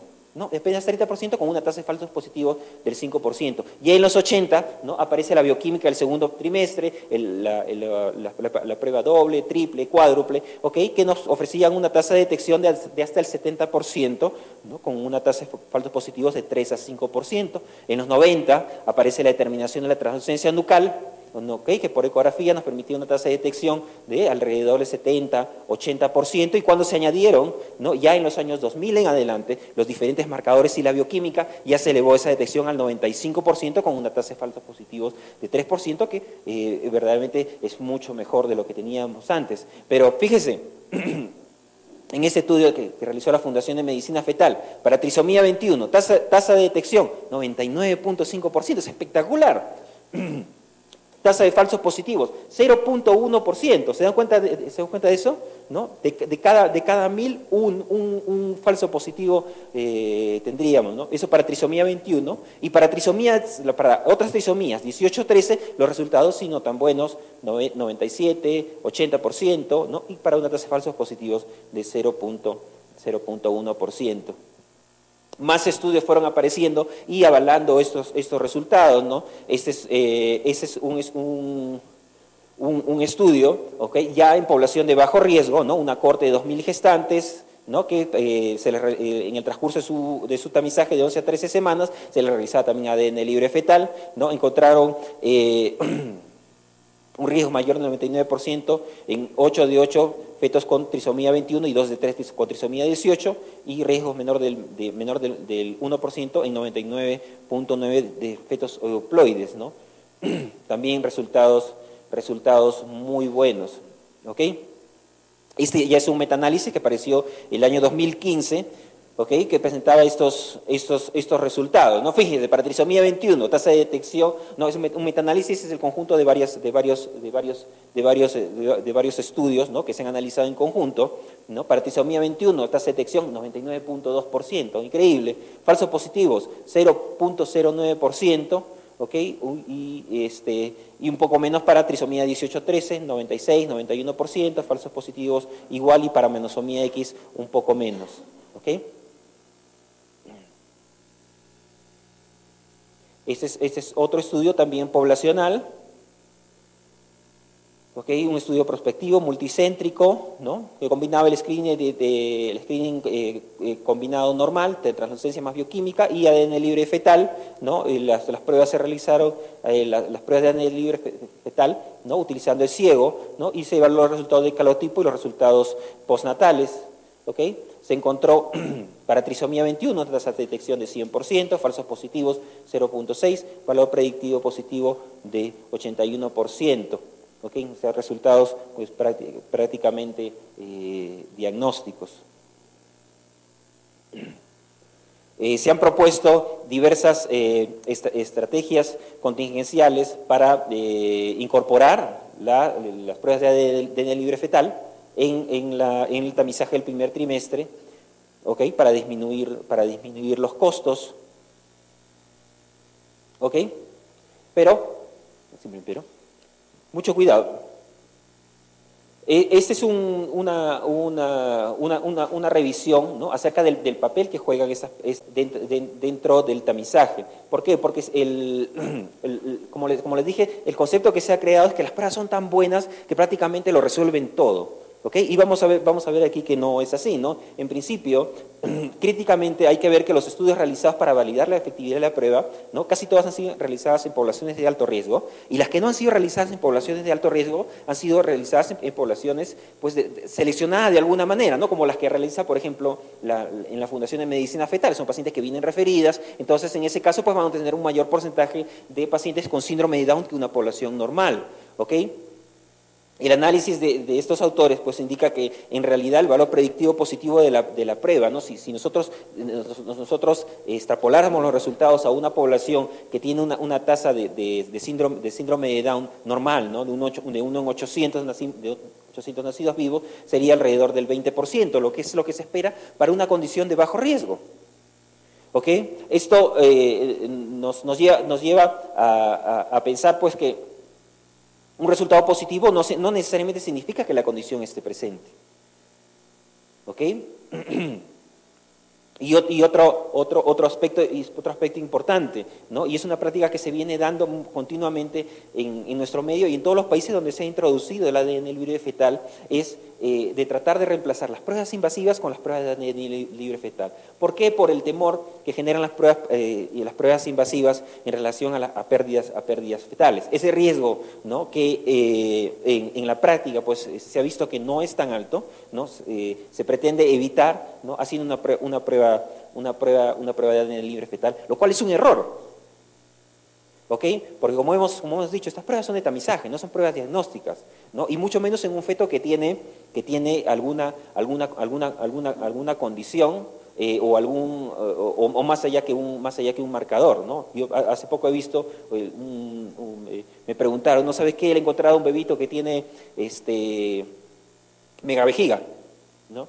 Megavejiga, y le he hecho su prueba de ADN fetal y ha salido normal. Y eso, como le digo, es un error porque la prueba de ADN libre fetal es una buena prueba para trisomía 21, pero para trisomía 18-13, ¿no? Que es las que se asocian con megavejiga, no es tan buena, ¿no? Y ya estamos viendo de un bebé, no es un bebé que le estamos haciendo un tamizaje, es un bebé que tiene una condición, ¿ok? Y que ¿no? Podría ser un resultado, ¿no? de un falso negativo. Entonces, estas pruebas no vienen a reemplazar a las pruebas diagnósticas, ¿no? Nosotros, si tenemos una prueba de ADL libre fetal con un resultado de alto riesgo para una trisomía, lo que tenemos que hacer no es decirle a la paciente que su bebé tiene una trisomía, sino que tiene que hacerse una prueba invasiva. Si nosotros le hacemos un tamizaje combinado, un tamizaje con translucencia, y tenemos como resultado que es una gestación de alto riesgo, no debemos mandarle a hacer una prueba de ADN libre fetal. Lo que debemos hacer es mandar a hacer una prueba invasiva. No hay que olvidar, y lo vuelvo a recargar, que el screening combinado del primer trimestre no es solo la evaluación de cromosomopatía, sino además la determinación de la edad gestacional, ¿no? el hallazgo de anomalías estructurales, ¿okay? y también la evaluación del embarazo, tanto el diagnóstico, ¿no? como la determinación de cronicidad en el embarazo múltiple.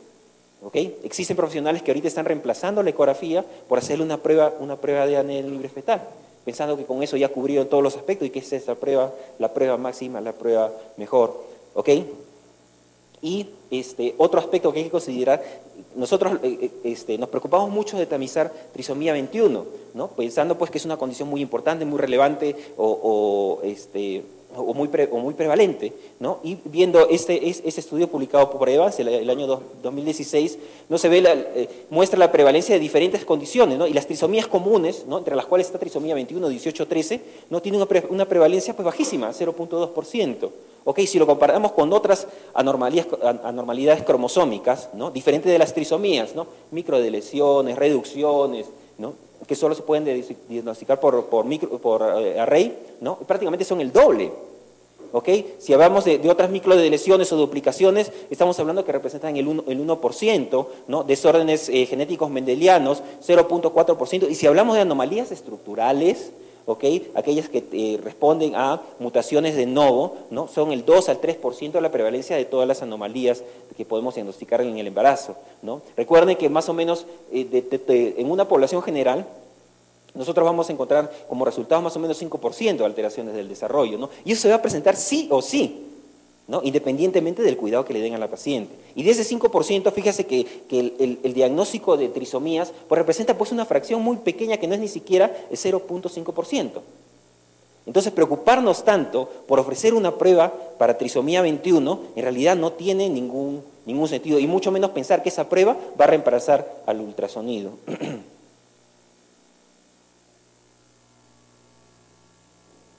Conceptos que me gustaría que se lleven de esta charla. Definitivamente existe una evidencia contundente de que las pruebas de ADN libre fetal son unas pruebas extraordinariamente buenas para tamizar trisomía 21, ¿no? Tasas de detección muy altas, tasas de falsos positivos bajísimas, ¿no? Es una buena prueba para trisomía 21, nadie lo puede negar, pero su performance para otras condiciones como trisomía 18-13 no es tan buena. De ese punto de vista, solicitar a una mamá que en la ecografía tiene algún hallazgo ecográfico, ¿no? Llámese un falocele, megavejiga o sospecha de una cardiopatía, pedirle una de estas pruebas definitivamente no es una buena práctica.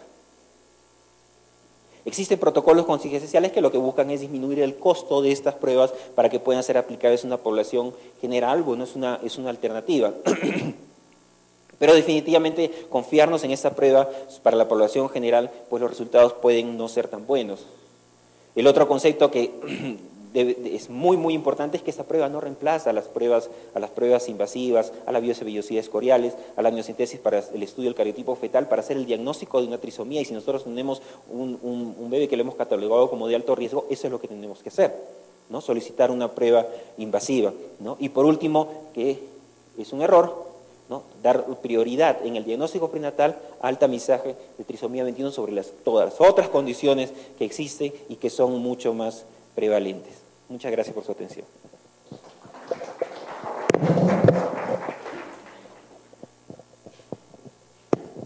Muchas gracias al doctor Roberto Binagorta.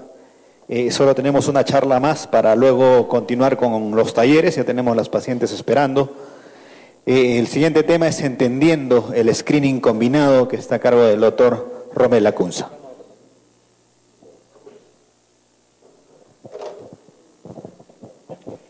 Muy bien, a lo largo de esto,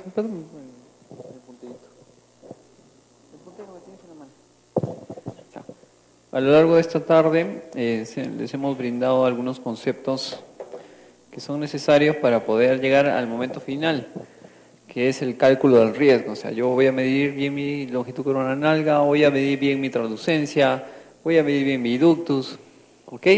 Ingreso todo en mi programa de la Fetal Medicine, pero ¿cómo entiendo lo que estoy viendo? ¿Qué es el resultado final? O sea, a la paciente uno le va a decir, tienes riesgo alto, tienes riesgo bajo, tu riesgo es intermedio, ¿ok? Si uno no sabe muy bien qué escenarios significan, entonces va a entrar en confusión y va a pedir pruebas inadecuadas. Nosotros sabemos que la incidencia, o sea, el screening está básicamente diseñado, y hay que tenerlo muy claro, para diagnosticar T21, ¿ok? Entonces el mayor rendimiento de la prueba va a ser en T21. Sabemos que poblacionalmente por encima de los 35 años aumenta la incidencia. También sabemos que por encima de los 35 años también aumenta la incidencia de T13 y T18. También tenemos claro que el Turner y las triploidías no tienen relación con la edad materna, ¿ok? Si basamos nuestro screening, y ya lo han dicho, el doctor Roberto lo dijo claramente, en edad materna la tasa de detección es 30%. Entonces, ¿vale la pena hacer eso? No. Ninguna prueba que tenga menos del 50% vale la prueba hacerla. ¿Ok? Tasa de detección por edad materna no sirve, no se hace. ¿Ok? Entonces, cuando apareció la ecografía en los años 80 y se empezó a desarrollar todo esto del primer trimestre, decidieron tomar algunos parámetros que nosotros ahora ya consideramos como estándar, pero necesitan algunas explicaciones para poder entender por qué. Nosotros sabemos el famoso número 45-84 milímetros. ¿Qué significa esto? Entre 11 semanas y 13 semanas 6 días. ¿Por qué 11 semanas? Porque antes de las 11 semanas no existen test diagnósticos definitivos. ¿Sí? Como bien dijo el doctor Vinagorta, el ADN no es un test diagnóstico. ¿Ok? De diagnóstico, biopsia de velocidades corriales, amniocentesis. Ninguno de los dos se recomienda antes de las 11 semanas. Entonces no tiene ningún sentido diagnosticar a un bebito a las 10 semanas con riesgo de Down si no le puedo confirmar ese riesgo. ¿Ok? Perfecto. Por eso son las 11 semanas. ¿Por qué 13-6? Porque por encima de esta edad vamos a encontrar a los fetitos en posición vertical, o sea, en el mismo eje que la mamá. Y como lo vamos a ver en la práctica, en esa posición es bien complicado hacer una evaluación adecuada. Esa es la primera razón. La otra razón es que la incidencia de translucencia nucal aumentada disminuye con la edad. ¿Eso qué quiere decir? Que la translucencia como una prueba diagnóstica me sirve mejor en edades tempranas que a las 13 semanas 6 días. ¿Ok? ¿Me entienden ese concepto? ¿Sí? Por eso es mejor hacerlo en edades más tempranas. Y nos da, por supuesto, la opción del término de la gestación, que nosotros en el Perú pues no la realizamos, pero otros países sí. Muy bien, yo sé que el 80% de todos los fetitos que tienen Down va a tener una translucencia nucal por encima del percentil 95 para su longitud corononalga. ¿Qué quiere decir eso? Que el 20% tiene una translucencia nucal normal. ¿Sí? Hay que verlo desde ese punto de vista. Yo sé que una translucencia nucal aumentada o disminuida me va a modificar el riesgo, el famoso riesgo a priori. El riesgo a priori significa el riesgo que tiene la mamá por su edad materna y la edad gestacional que tiene. ¿Qué significa eso? No es el mismo riesgo para una gestante que tiene 11 semanas y 35 años que una gestante que tiene 13 semanas y 35 años. ¿Sí? Eso es el riesgo a priori. Ese riesgo se modifica de acuerdo a la translucencia nucal. O lo va a aumentar o lo va a disminuir. Si yo genero un algoritmo en el cual evalúo el riesgo de síndrome de Down, ¿sí? de 21, basándome en riesgo a priori y translucencia nucal, el rendimiento de mi prueba llega al 79%. ¿Sí? Bastante bueno.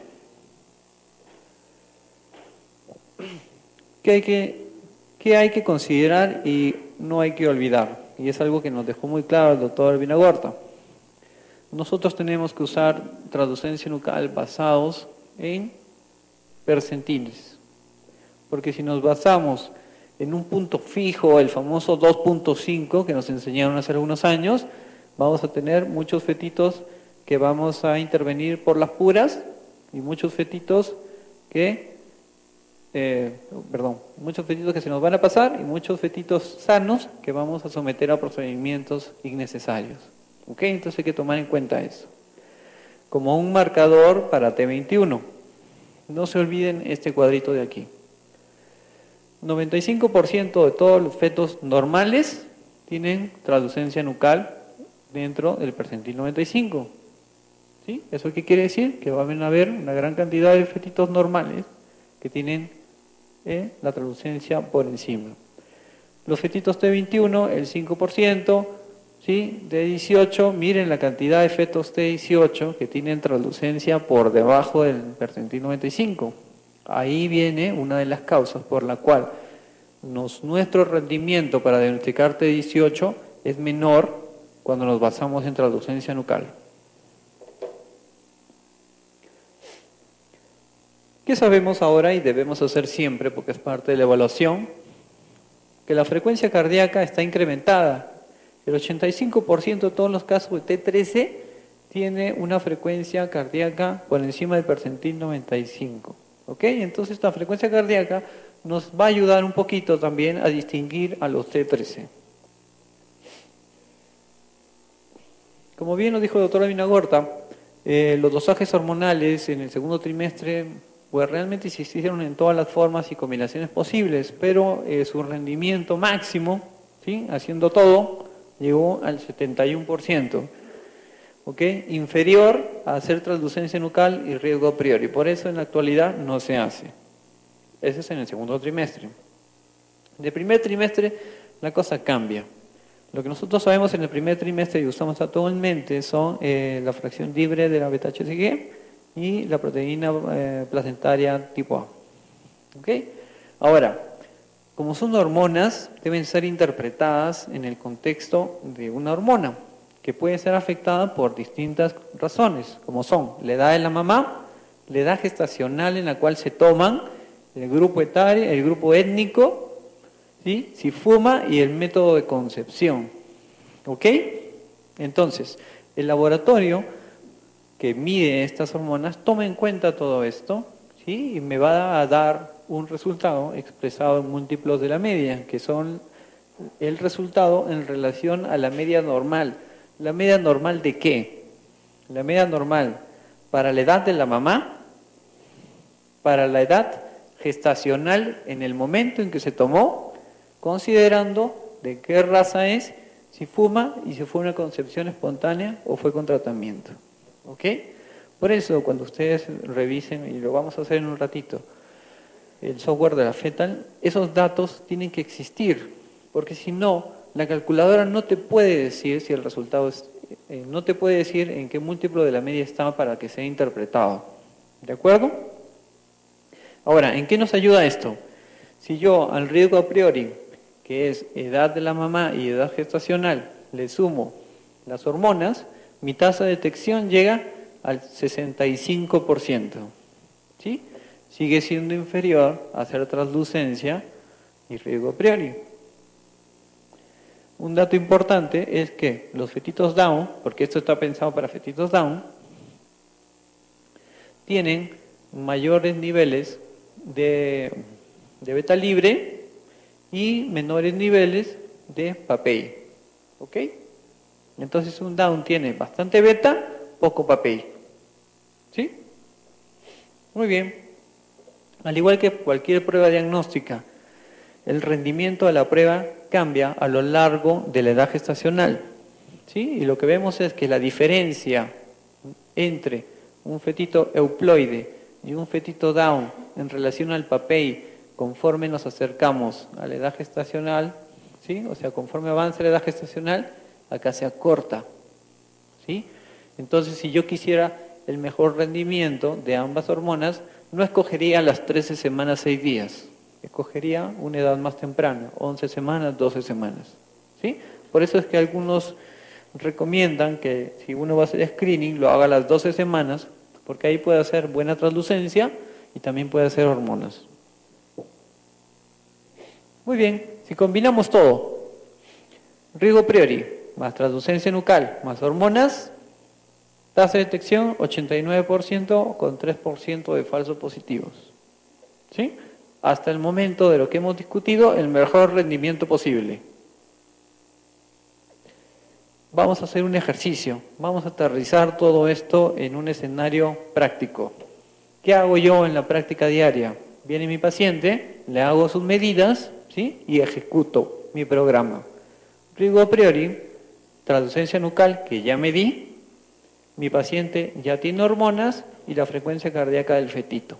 Si yo hago todo esto, mi tasa de detección es 90% para T21. El segundo paso, ¿cuál sería? La máquina me va a dar un riesgo, entonces yo voy a estratificar ese riesgo.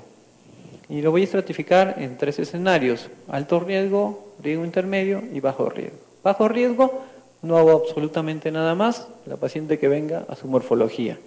Si tiene alto riesgo, la paciente va a prueba diagnóstica, o sea, biopsia de vellosidades coriales o amniocentesis. ¿Sí?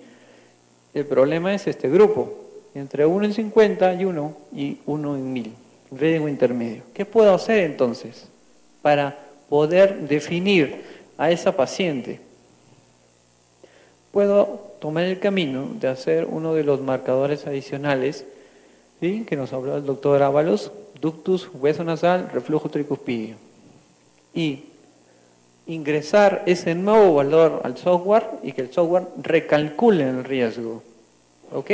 Pero cuando lo recalcula, y aquí viene lo importante, el riesgo se interpreta diferente. 1 en 100 es alto riesgo, menos de 1 en 100 es bajo riesgo.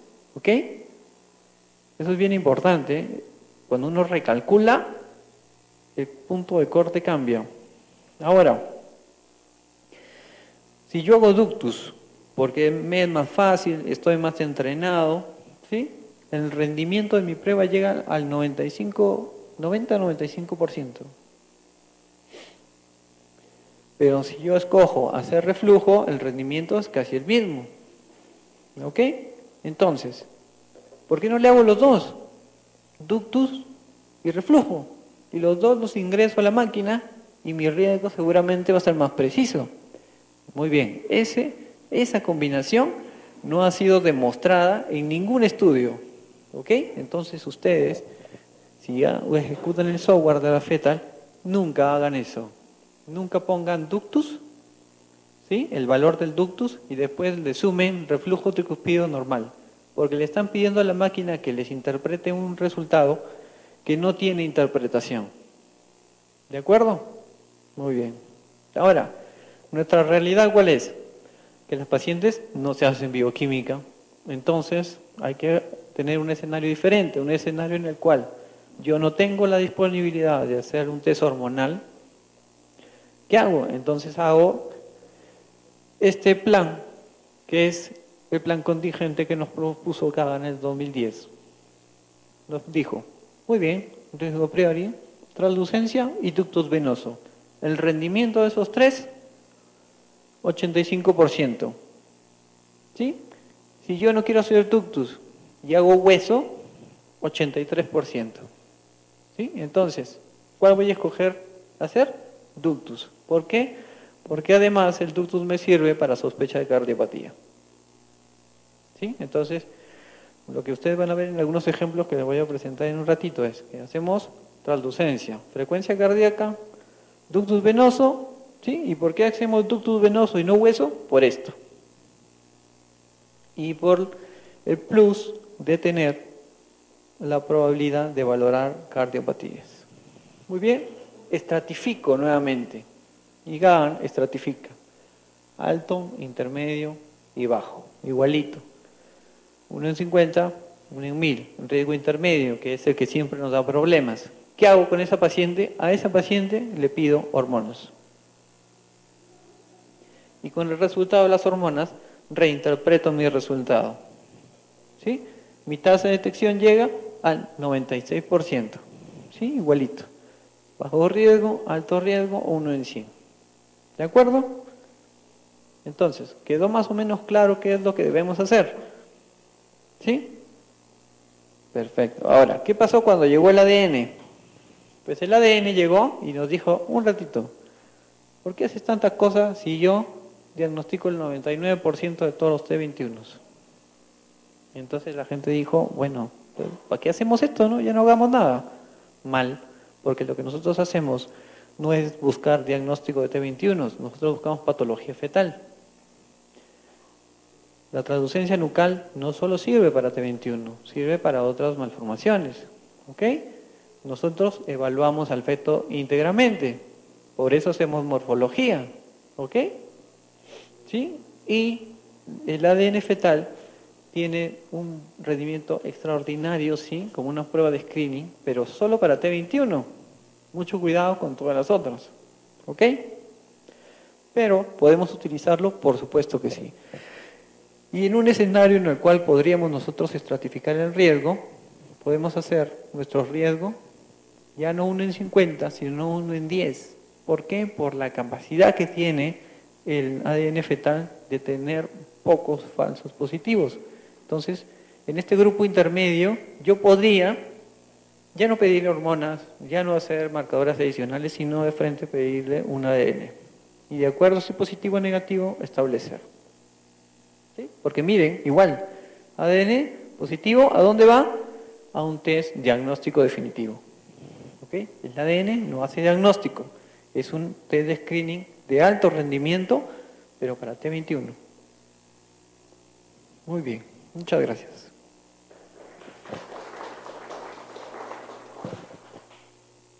Muy bien, ahora el doctor Hidalgo les va a pasar un agradable café.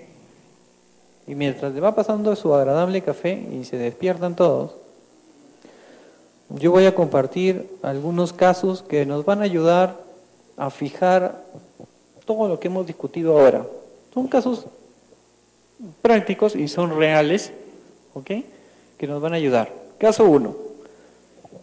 Ahí están los datitos, 37 años, ningún bebito, pesa 63 kilos, talla 1,59, concepción espontánea, hago mi ecografía, longitud coronal 49 milímetros, latido cardíaco 169, translucencia nucal 2.2, ductus IP 1.2. Entonces, riesgo a priori 1 en 191. Eso caería en riesgo intermedio. Muy bien. Pero yo tengo ductus, frecuencia, translucencia, así que debo ejecutar todo. Ejecuto todo y mi riesgo va a 1 en 133. A ver, ¿cómo era antes? 191, 133. Doctor, ¿aumentó su riesgo? Sí, pero sigue estando en un riesgo intermedio. Entonces, ¿cuál sería la recomendación? Bioquímica y ADN. ¿Ambas son correctas? Sí, estoy de acuerdo. Más barato, bioquímica, 250 soles. Entonces, le hacemos su bioquímica, están los resultados. Bien, expresado en mons para la edad. Y el riesgo se modifica. El riesgo se modifica a 1 en 431. Entonces, ¿qué le digo a la mamá? Que tiene bajo riesgo, porque después de recalcular con hormonas, el alto riesgo es 1 en 100. Y 1 en 400 es bajo riesgo. Así que a su casa tranquila. ¿De acuerdo? Entonces más o menos quedó claro cómo lo voy manejando. Caso 2. Esa imagen, 36 años, primer bebito, 64 kilos, 1,59 m, concepción espontánea, 54 milímetros de longitud coronal, frecuencia cardíaca 179, translucencia nucal 1.7 y ductos 1.1. ¿Qué les parece a la imagen? ¿Está bien o hay algo que está raro? Aquí, ¿no? Esa vejiguita está grande. Es una megavejiga. Pero es una megavejiga que me hace pensar a mí en obstrucción. No, bueno, no puse la medida, pero tiene como unos 8 milímetros. No, no me hace pensar en obstructiva. Entonces yo debo pensar en aneuploidía. Doctor, pero tiene una translucencia nucal 1.7, está normal. La translucencia está dentro del percentil 95, ¿sí? Pero la translucencia es un marcador, nunca hace diagnóstico de nada. Y si yo tengo un feto que ya tiene una patología como es la megavejiga, entonces su riesgo se debe recalcular como una malformación mayor. ¿Sí? Manito bien, está, pulgar, 4 deditos, 2 arterias, cerebro dividido, ductus normal. ¿Y ahora? No, es aislado entonces. Vamos a ver. Recalculemos. Riesgo a priori, 1 en 277.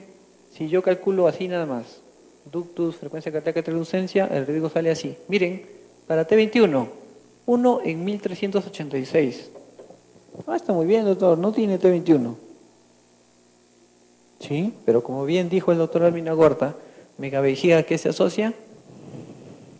T18, T13, su riesgo, por tener megavejiga. Entonces, los bebitos patológicos que tienen una malformación evidente tienen que ir no a ADN, sino directamente a prueba diagnóstica. ¿Sí? ¿Claro el asunto? ¿Sí? Caso 3.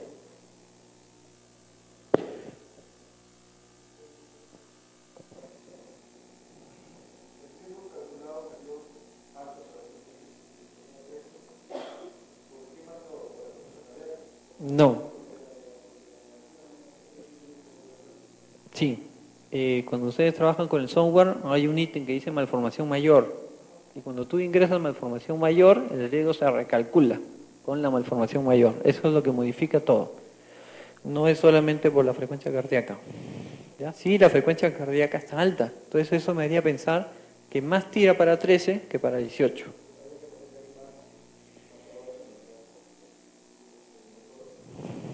¿No? Bueno, sí. Aquí habría que poner que está el cálculo más una anomalía mayor. Caso 3. 37 años, ningún bebito, peso y ningún antecedente de importancia. Esto es lo que yo les decía del software, esta es la foto del software. ¿Sí? Concepción espontánea. Ahí está, su perfil. Tiene huesito nasal, su perfil está bien. No tiene micrognatia. Ahí está la translucencia nucal, 2.56. El cerebro medio se ve normal. Un ductus con un IP en 1.3, ¿sí? En la morfología, cabecita dividida, 2 arterias umbilicales y un perfil normal. ¿Hasta ahí algo de sospecha? No, todo bien. Ingresamos los datos, ¿sí? Está vivo el bebito, frecuencia cardíaca, ahí nos da el rango de dispersión para la edad, el tamañito, la translucencia nucal, el ductus y el IP está en el borde, pero todavía dentro de lo normal. La evaluación morfológica, aquí es donde se pone anomalías mayores. ¿Ven? Ahí se pone si yo veo alguna anomalía mayor. Y el cálculo nos sale así. T21, su riesgo a priori, 1 en 171, ajustado. ¿Ajustado a qué? A esto. Tamaño, translucencia, ductus y actividad cardíaca fetal. 1 en 211. Es un riesgo intermedio, porque aquí no hay hormonas, entonces calificamos de 1 en 50 a 1 en 1000. Entonces, el paso lógico, ¿cuál sería? Pedirle hormonas. Le pido hormonas. Le pedimos hormonas, ¿sí? Ingresamos los valores, aquí los valores absolutos, ¿sí? El cálculo de la media, ¿sí? si es que ustedes piden en ROE, sin hacer cherry a ROE, las hormonas, deben poner Roche, porque ROE utiliza la tecnología Roche para evaluar. Recalculamos y el riesgo sale. De lo que era 1 en 171 salió 1 en 152, pero para recálculo con hormonas es 1 en 100, así que sería bajo riesgo. ¿De acuerdo? ¿Sí? Perfecto. Vuelve la paciente a su morfología y ¿qué cosa le ven ahí ustedes de anormal? Citus normal, piernita normal, ombligo normal, 2 arterias umbilicales, fémur de tamaño normal, cerebro, ¿cómo se llaman estas cositas? Así es, quiste de plexo coroideo bilateral. ¿Eso tiene algún significado si es aislado? No. Si lo único que le encuentran a un bebito es eso, no tiene ningún significado. ¿Ok? Pero, mirándolo bien, encontramos esto. ¿Qué ven ahí?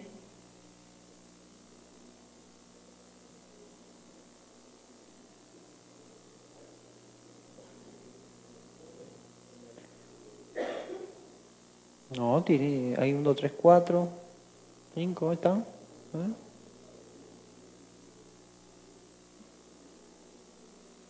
Tiene un dedo medio raro, ¿no? ¿Sí? Sí, yo también cuando lo vi dije, ¿qué es esto? Y entonces, y hay que ser sinceros en esto, yo recordé un artículo que publicó el doctor Guamán que decía, el doctor de Venezuela, doctor Sosa, que decía el signo del dedo, el feto que señala. Y me acordé de eso y dije, bueno, este feto no señala, pero esta mano está rara. ¿Ok? Así que yo sugerí que le hagan un cariotipo. Y el cariotipo salió T18.